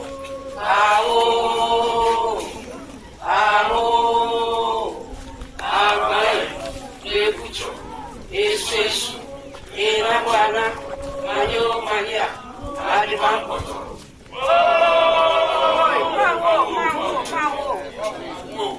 Mawo, olaga diaga kukaimbe, anyaga srobi. Mako nene, mako hima, kokro jo hima. Odo mana shichi. Odo mana chichi. Odo mana chichi. Olagalo mitin solona Olagalo mitin solona mitin solona. Mitin solona Ikeboni boye akano boye. Oni apole ya desawaya bokete. Mama wo, bata kabi mule ya de. Makonele makon ima bokete. Mama wo, ni bokete o. Ima kremo ima babuke engwe. Wa babuke engwe. Yadi chebiato mon lolo weye. Lolo weye. Lolo weye. Yadi chebiato lolo wa chendo lolo wa bebe. Lolo wa bebe. Kono lo ya wa wo ba wa wo. Shishi wa wo mwe wa wo. Oni swa wo la wo ke.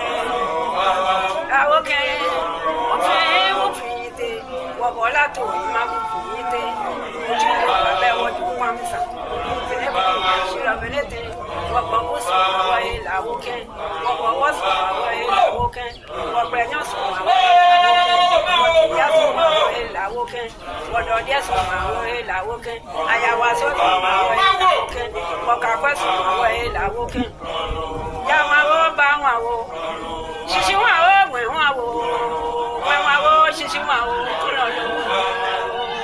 Obene o mani ni na obene o frimani o mani na obene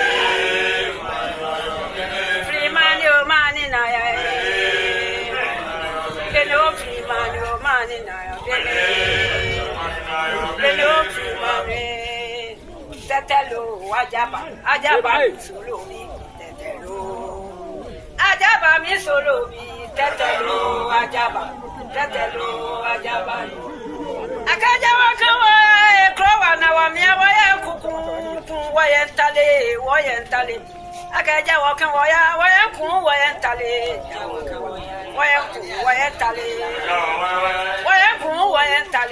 jawa kan waya cha no manyaba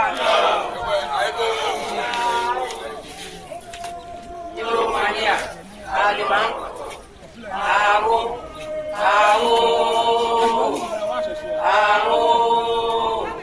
agbai ebucho esesu irabwana manyo mania adibampo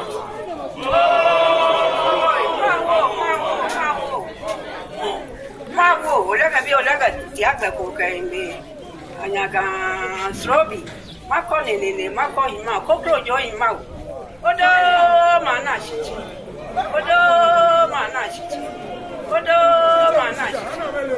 Olagalo mitin solona Olagalo mitin solona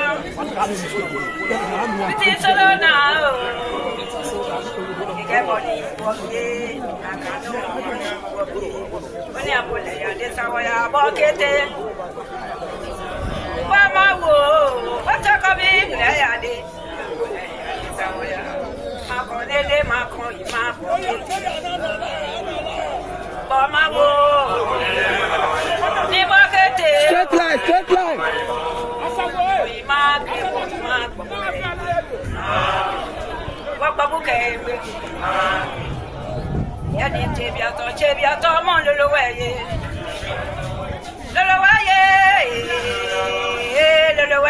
Yadi chebiato lolo wa chendo lolo wa bebe kono lo ya wa wo ba wa wo shishi wa wo mwe wa wo oni swa wo la wo ke la to ma wo te mi mo je se be wo to ma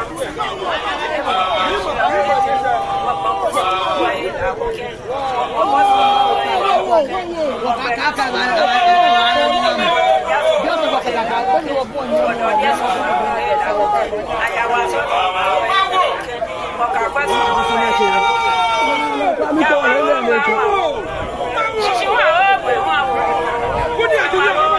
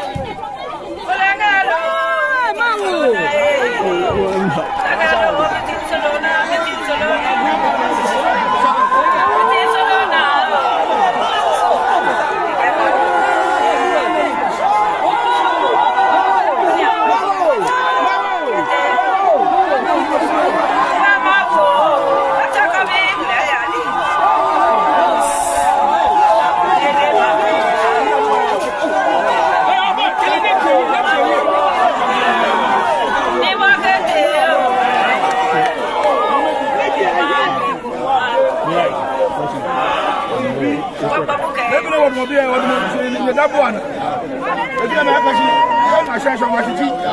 Even if you're I don't just talk your blame. What I'm going to try. I'm going to be real. I tell you, I'm going to go, sir. I can't go. No, I got to take about 2 corner.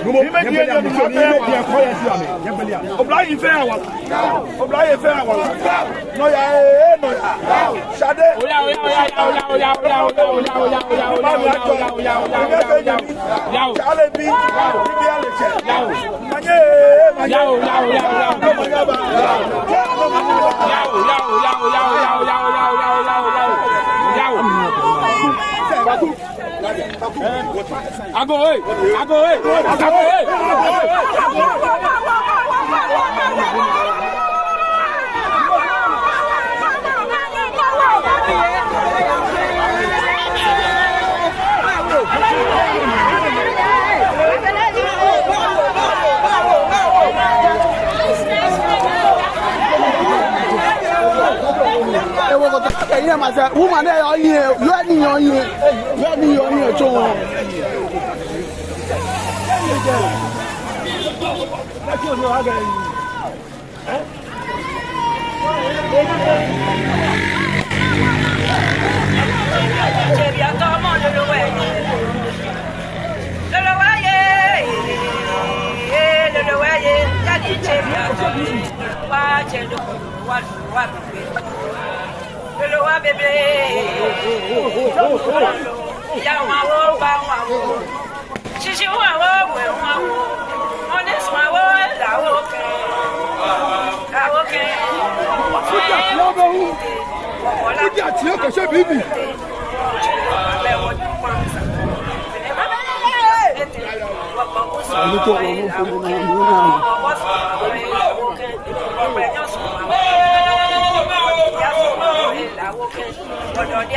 She didn't have a couple there. I was walking.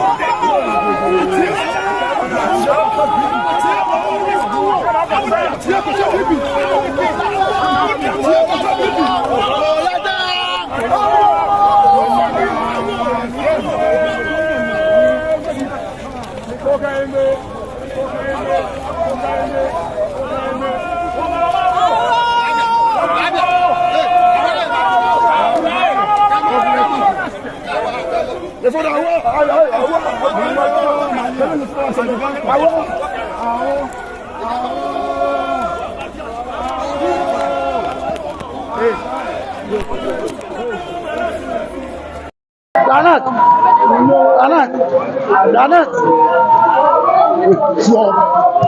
Yo ni kwa lo man bi swallow la tenu de lo fe esme ko wo hanye manye keje man fefa oniji antraye antraye la wo fomi awo wo ba ho katama so blema ayam dromo na o ko yin ncho ko lolo man bi ni na da kwesi gbedebe ahe me ni nya adayi bi ahe me ni nya titi acheme ki abi ke emi na safo acheme ke me ko me ahe me fe ke ame na mi se ye kusu ni ajolo ko mene hogba gbogbo ne ke onne bebi la tenu ifele clac ma fe ni bo oni oyo da se na ka no site fele clac ke di okwe e bi afie ke okwe e bi afio ni iyo ne wo ke ta manso yi ni wo ni abe wo ke ta manso manche se kolo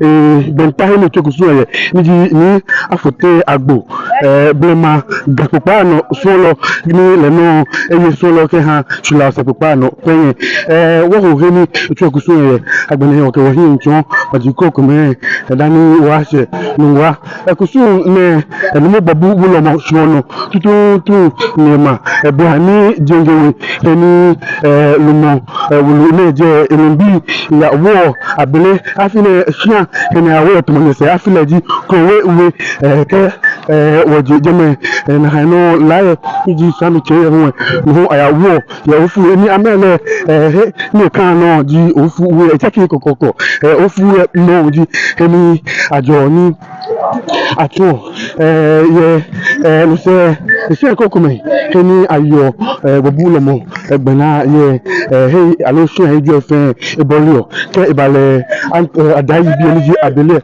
temo ni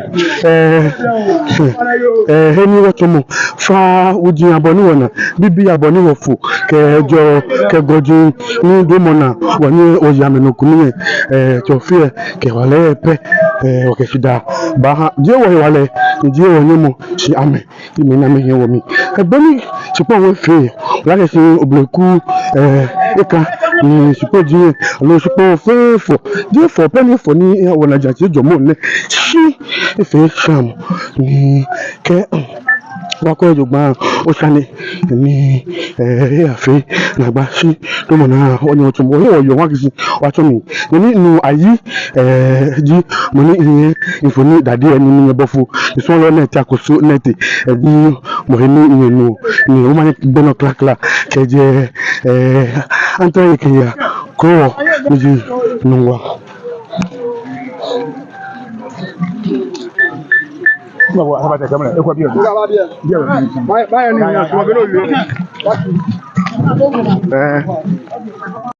Hello, honey. Get along with the watch officer. Odo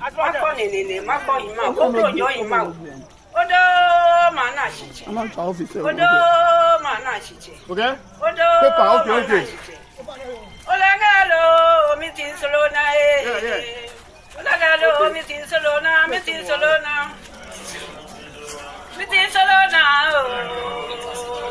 Ikeboni buomie nakano buomie.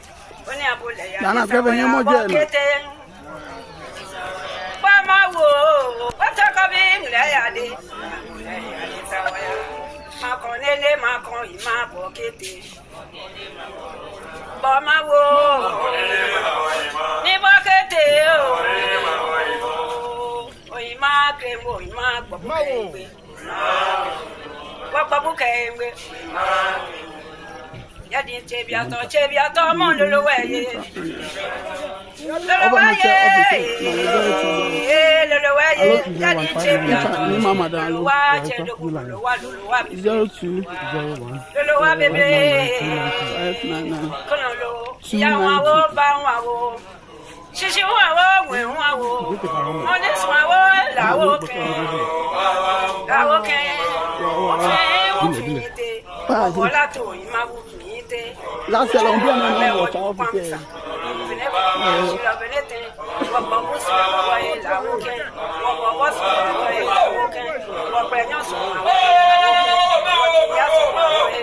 woken. What do you say? La woken. Ayawa so woken. Waka kwasu la woken. Yawa wo ba wa wo. Shishi wa wo we wa wo. We wa wo shishi wa wo. Obele o mani ni na obele o mani o mani. Mani na ya. Ofana na can do what I know.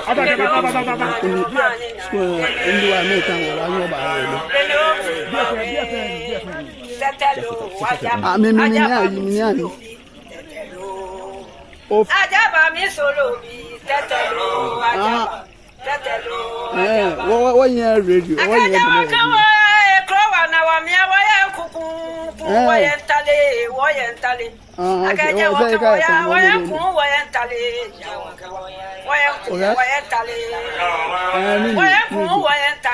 jawo ke woyentale do manyaba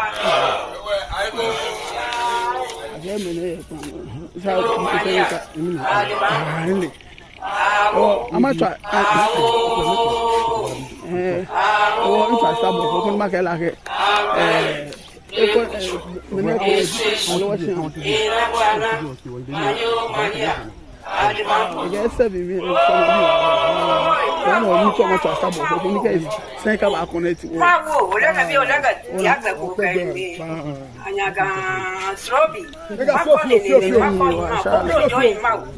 Odo mana shichi. Odo mana. Odo mana. Olagalo meeting solona. I'm not trying sabo homa ko na me. Olagalo meeting solona. I'm not trying sabo homa ko na me. Meeting solona. Ike boni womi akano womi. Oni abule ya de sawaya bokete.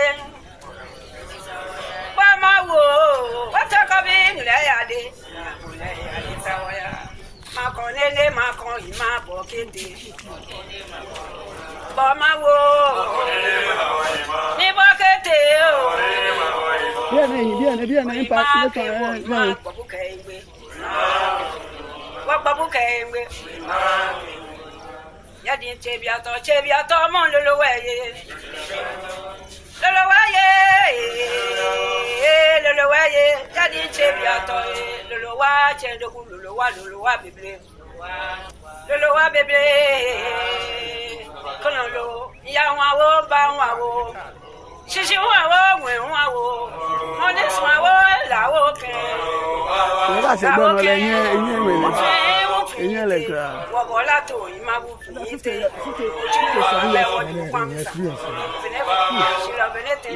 wo mi so ha yo le ni se mo se to fe anya be le wo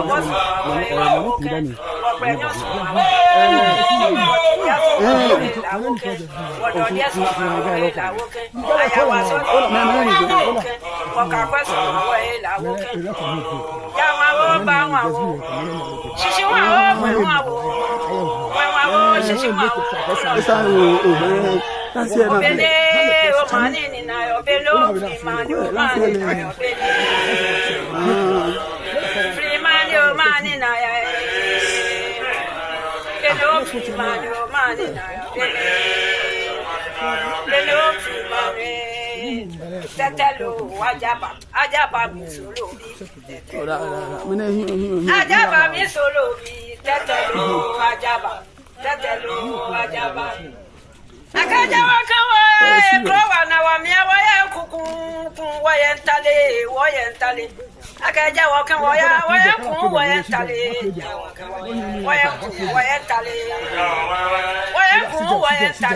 jawa ke cha do manyaba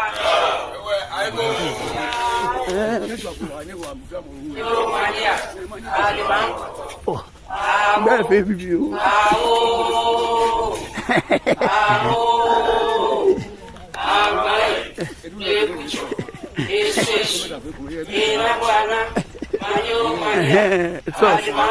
Sauce.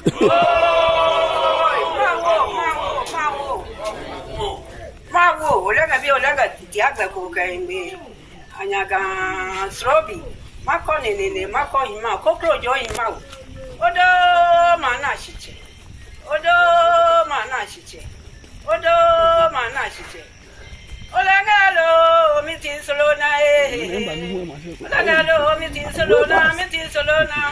ayé nínú ẹ bá wò fún àwọn ẹgbẹ́ tó ẹlẹ́ni ẹni bá wò mí fún abàyè ẹni bá wò mí fún. Bama wo, wata kabi nglayade, sawaya. Makonele makon ima bokete. Bama wo, ni bokete o. O ima kremo ima babuke ingbe. Babuke ingbe. Yadi chebiato mon lolowaye. Lolowaye, jadi chebiato, lolowa chendo, lolowa bebe, kololo, ya wawo ba wawo, shishi wawo we wawo, ones wawo lawo ken, ofite, wabola to imabu ite, chindo babe woju kwamisa.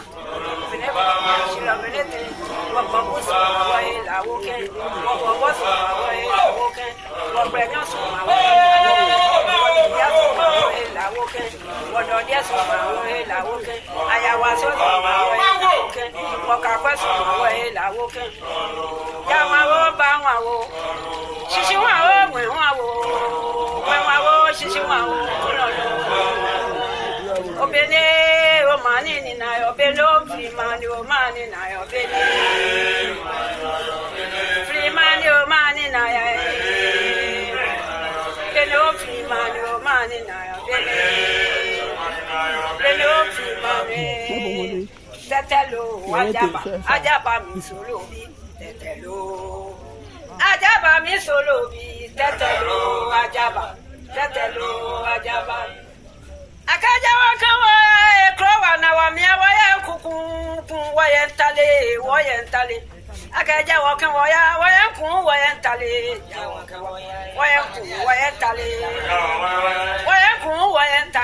jawa kawa cha no manyaba Ibu Maria Aliban Awo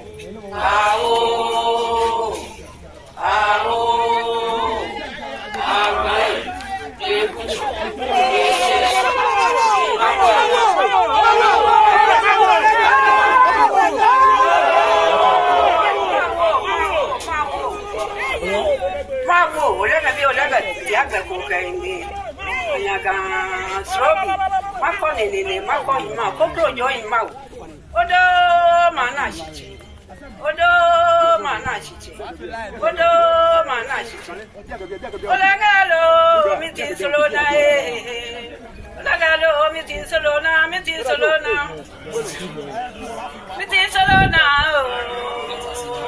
Ikeboni buomye akano buomye Oni abule ya desawaya bokete Bama wo patakabi nglayade desawaya Makonele makon ima bokete Bama wo ni bokete o ima kremo ima babuke ingbe babuke Yadi chebiato mon lolowaye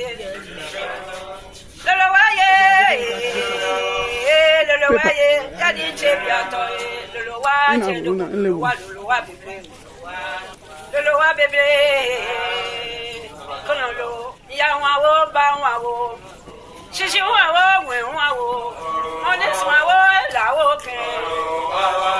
ken ofite wabola to imabu fite ojindo babe woju kwamisa fineba shila benete wababusu wae lawo ken wababusu wae lawo ken wapenyosu wae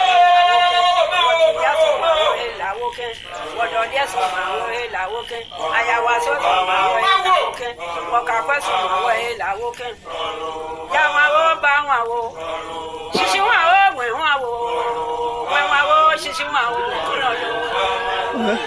obene o mani ni na obeno free mani o mani na obene free mani o mani mani na ya bene bene o fi mani tetelo ajaba mi solo tetelo ajaba mi solo tetelo ajaba akaja wakawa ekrowa na wa mi awaya wayentale akaja wakawa wayentale Chimi pass, we na ngene le. wayentale jawa kawa cha no manyaba Ibu Maria Adiban awo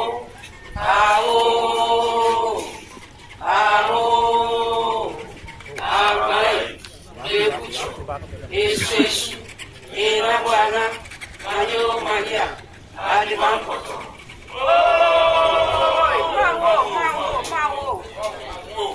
Mawo, olega tiaga kukaende anyaga srobi mako nene mako hima kokro jo hima odo manash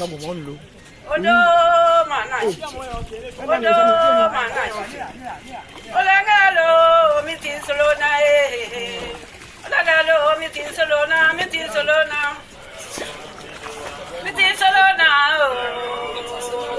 Ikeboni womye akano womye oni abule ya desawa ya bokete Bama wo watakabi ngre ya de desawa ya makonene makokete Bama wo ni bokete Bien.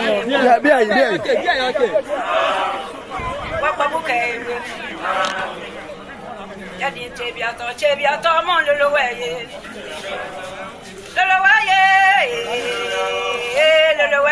yadi chebiato lolowa bebe kono ya wawo ba wawo shishi wawo we wawo onesu wawo lawo ken Wabola to imabu te ojino babe woju kwamisa fine ba shila benete wabos wa la woken wabos wa la woken waprenyos wa la woken wododies wa la woken ayawaso wakakweso wa la woken na Moses we bi shishi wa we hawo shishi wa Bo la ka bo no. La fi an je ko bo egbe jina no wa se. Free man na ya. Beno free man na ya.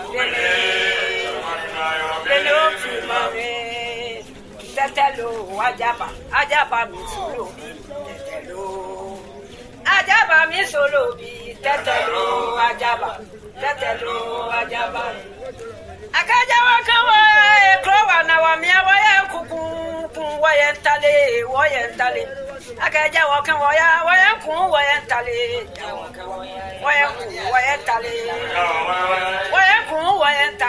jawa kawa ya cha no manyaba Ibu Maria Adiban awo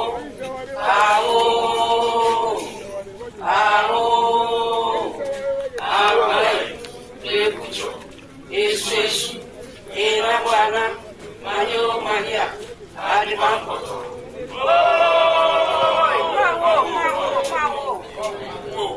Mawo, olega tiaga kukaende anyaga srobi mako nene mako hima kokro jo hima odo manashiti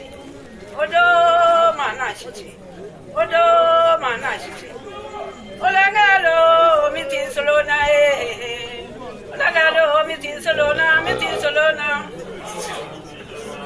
solona Ikeboni womye akano womye oni abule ya desawa ya bokete Bama wo watakabi ngre ya de desawa ya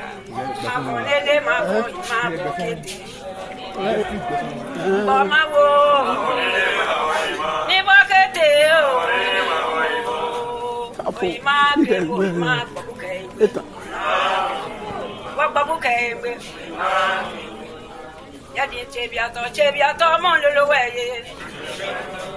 Lolo waye, yadi chebiato, lolo waje, lolo wa bebe. Lolo wa bebe. Kono ya wa wo. Shishi wa wo. Honest wa la wo ken. Ofe Wabola to imabu ite. Ojulo babe woju kwamisa. Fine ba benete. Wababu so wa la wo ken. Wababu so wa la wo ken. Wapenyo so la wo ken. Wododia so wa la wo ken. Ayawa so wa la wo ken. Wakakwa so wa la wo ken.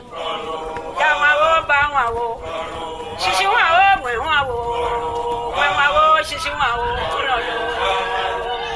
Obene o mani ni na obene o primani o mani na obene.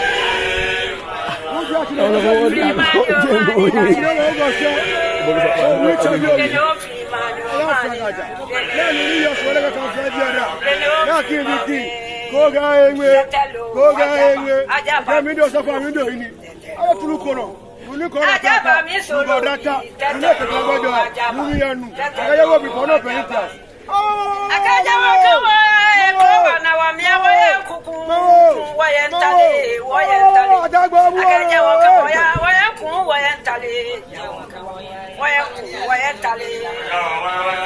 kuku wayentale jawa kawa cha do manyaba Ibu Maria Adiban Awo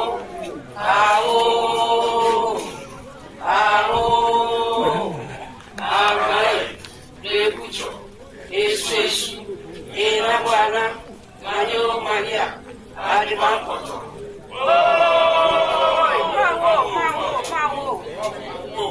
Mawo olega diaga kokaimbe anyaga srobi mako nene mako ima kodrojo ima odo mana shichi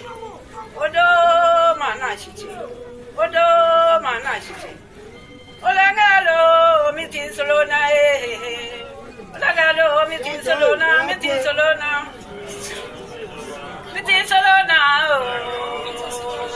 Ekeboni woye akano wobi oni abule ya de sawaya bokete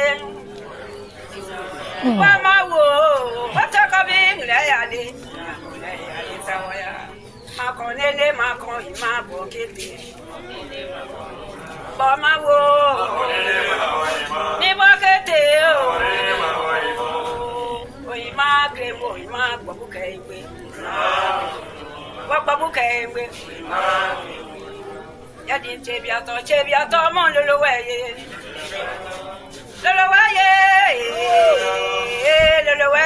Yadi chebiato lolo wa bebe Kono ya wa Shishi wa wo Honest wa la wo ken Wabola to imabu fite ojulo babe woju kwamisa fine ba shila benete wababu so wa la wo ken wababu so wa la wo ken wapenyo so wa ya so wa la wo ken wododia so wa la wo ken ayawa so wa la wo ken wakakwa so wa la wo ken ya ma ba wa shishi wa wo Ododo manasi igaki biki amalo na sija mi sija muni yo so le kan franji ada igami do so fa mi do ri ni o be gbo mi ni ko yan ma wo ene mo le ma wo ko ma wo ni me ja o ke egbo se ba te ye ayi ya me samu we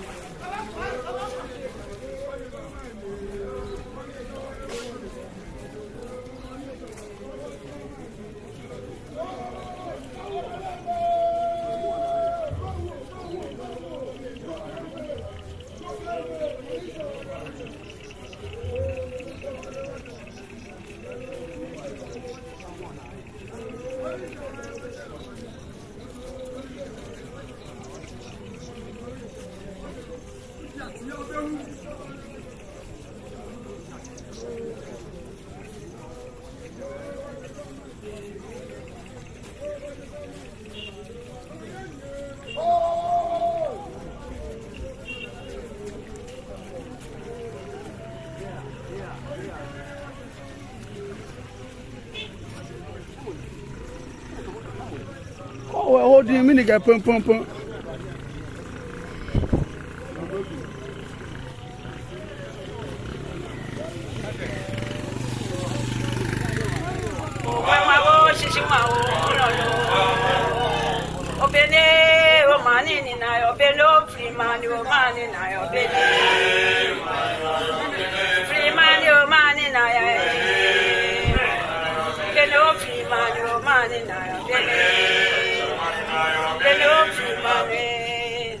Tetelo, ajaba mi solo bi tetelo.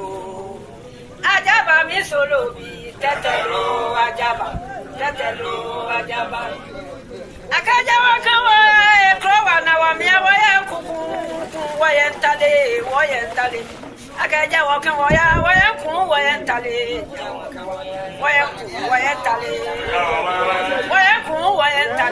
Jawa kawa ya.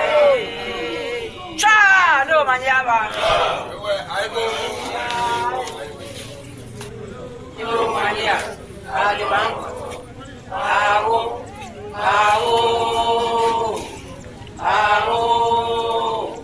Abai. Ebucho. Eseshi.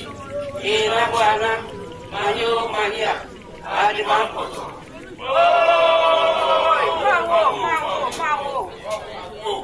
Mago, olaga tiaga ko kaimbe. Anyaga srobi. Mako lele, mako ima, kokro yo ima. Odo mana shiti.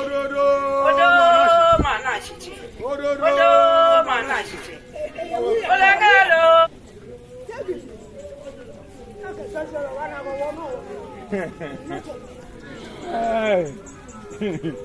Oh, meeting Solona. Lagalo, meeting Solona.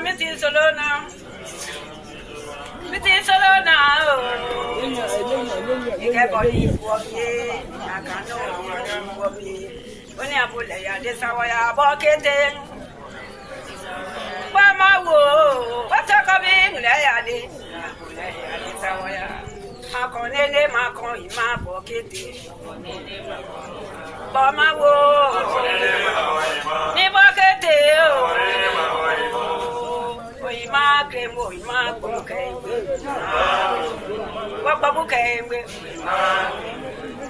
Yadi Chebiato, Mon Lolowaye.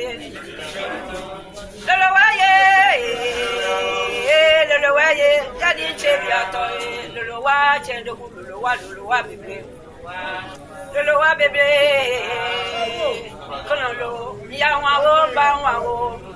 Shishi wa honest my word, I walk in. Wagola to Imabu, what you promise.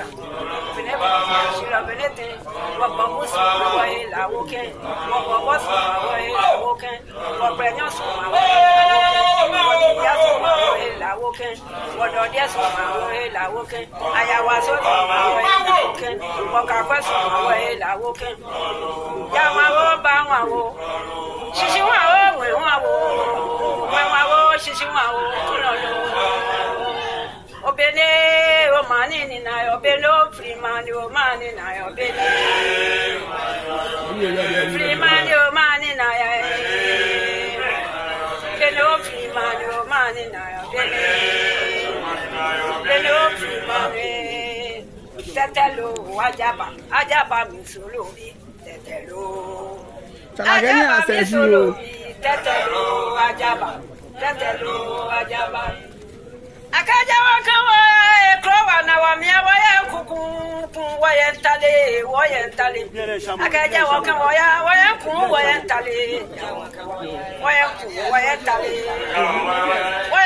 wayentale jawa kawa cha no manyaba Maria,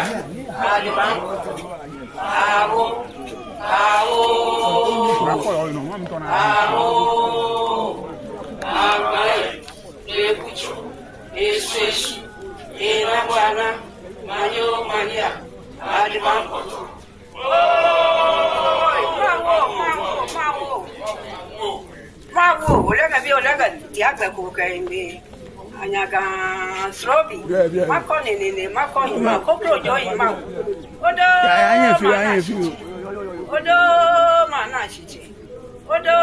mana chiche olagalo mitin solona olagalo mitin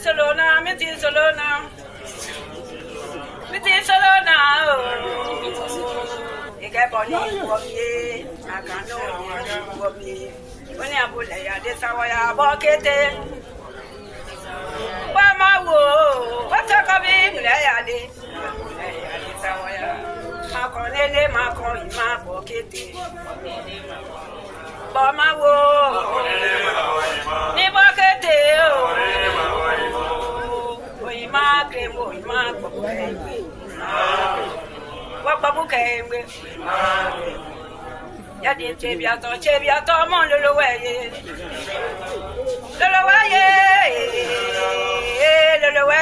yadi chebiato lolo wa chendo lolo wa bebe kono ya wa wo shishi wa wo we wa wo ones wa wo la wo ken wo fin Wobola to imabu ite uchindo ambe woju kwamisa benebe shira benete wobobusu wa ila woken wobobusu wa ila woken woprenyosu wa ila woken wododiesu wa ila woken ayawaso wa ila woken wokakwesu wa ila woken yama wo ba wa wo shishi wa wo we wa wo shishi wa wo obele o mani ni na obelo free mani o mani na obele free mani o mani na ya obelo free mani o mani na obele obelo free mani tetelo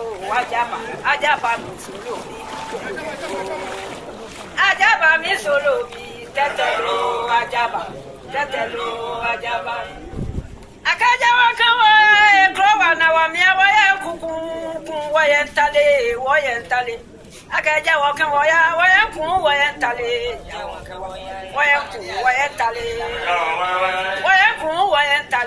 jawa kawa cha no manyaba Ibu Maria Adibango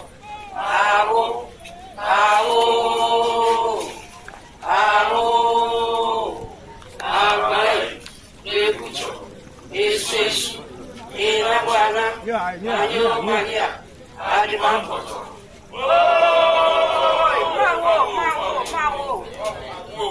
Mawo olega tiaga kukaimbe anyaga srobi mako nene mako hima kokro jo hima odo mana chiche odo mana chiche olagalo miti solona olagalo miti solona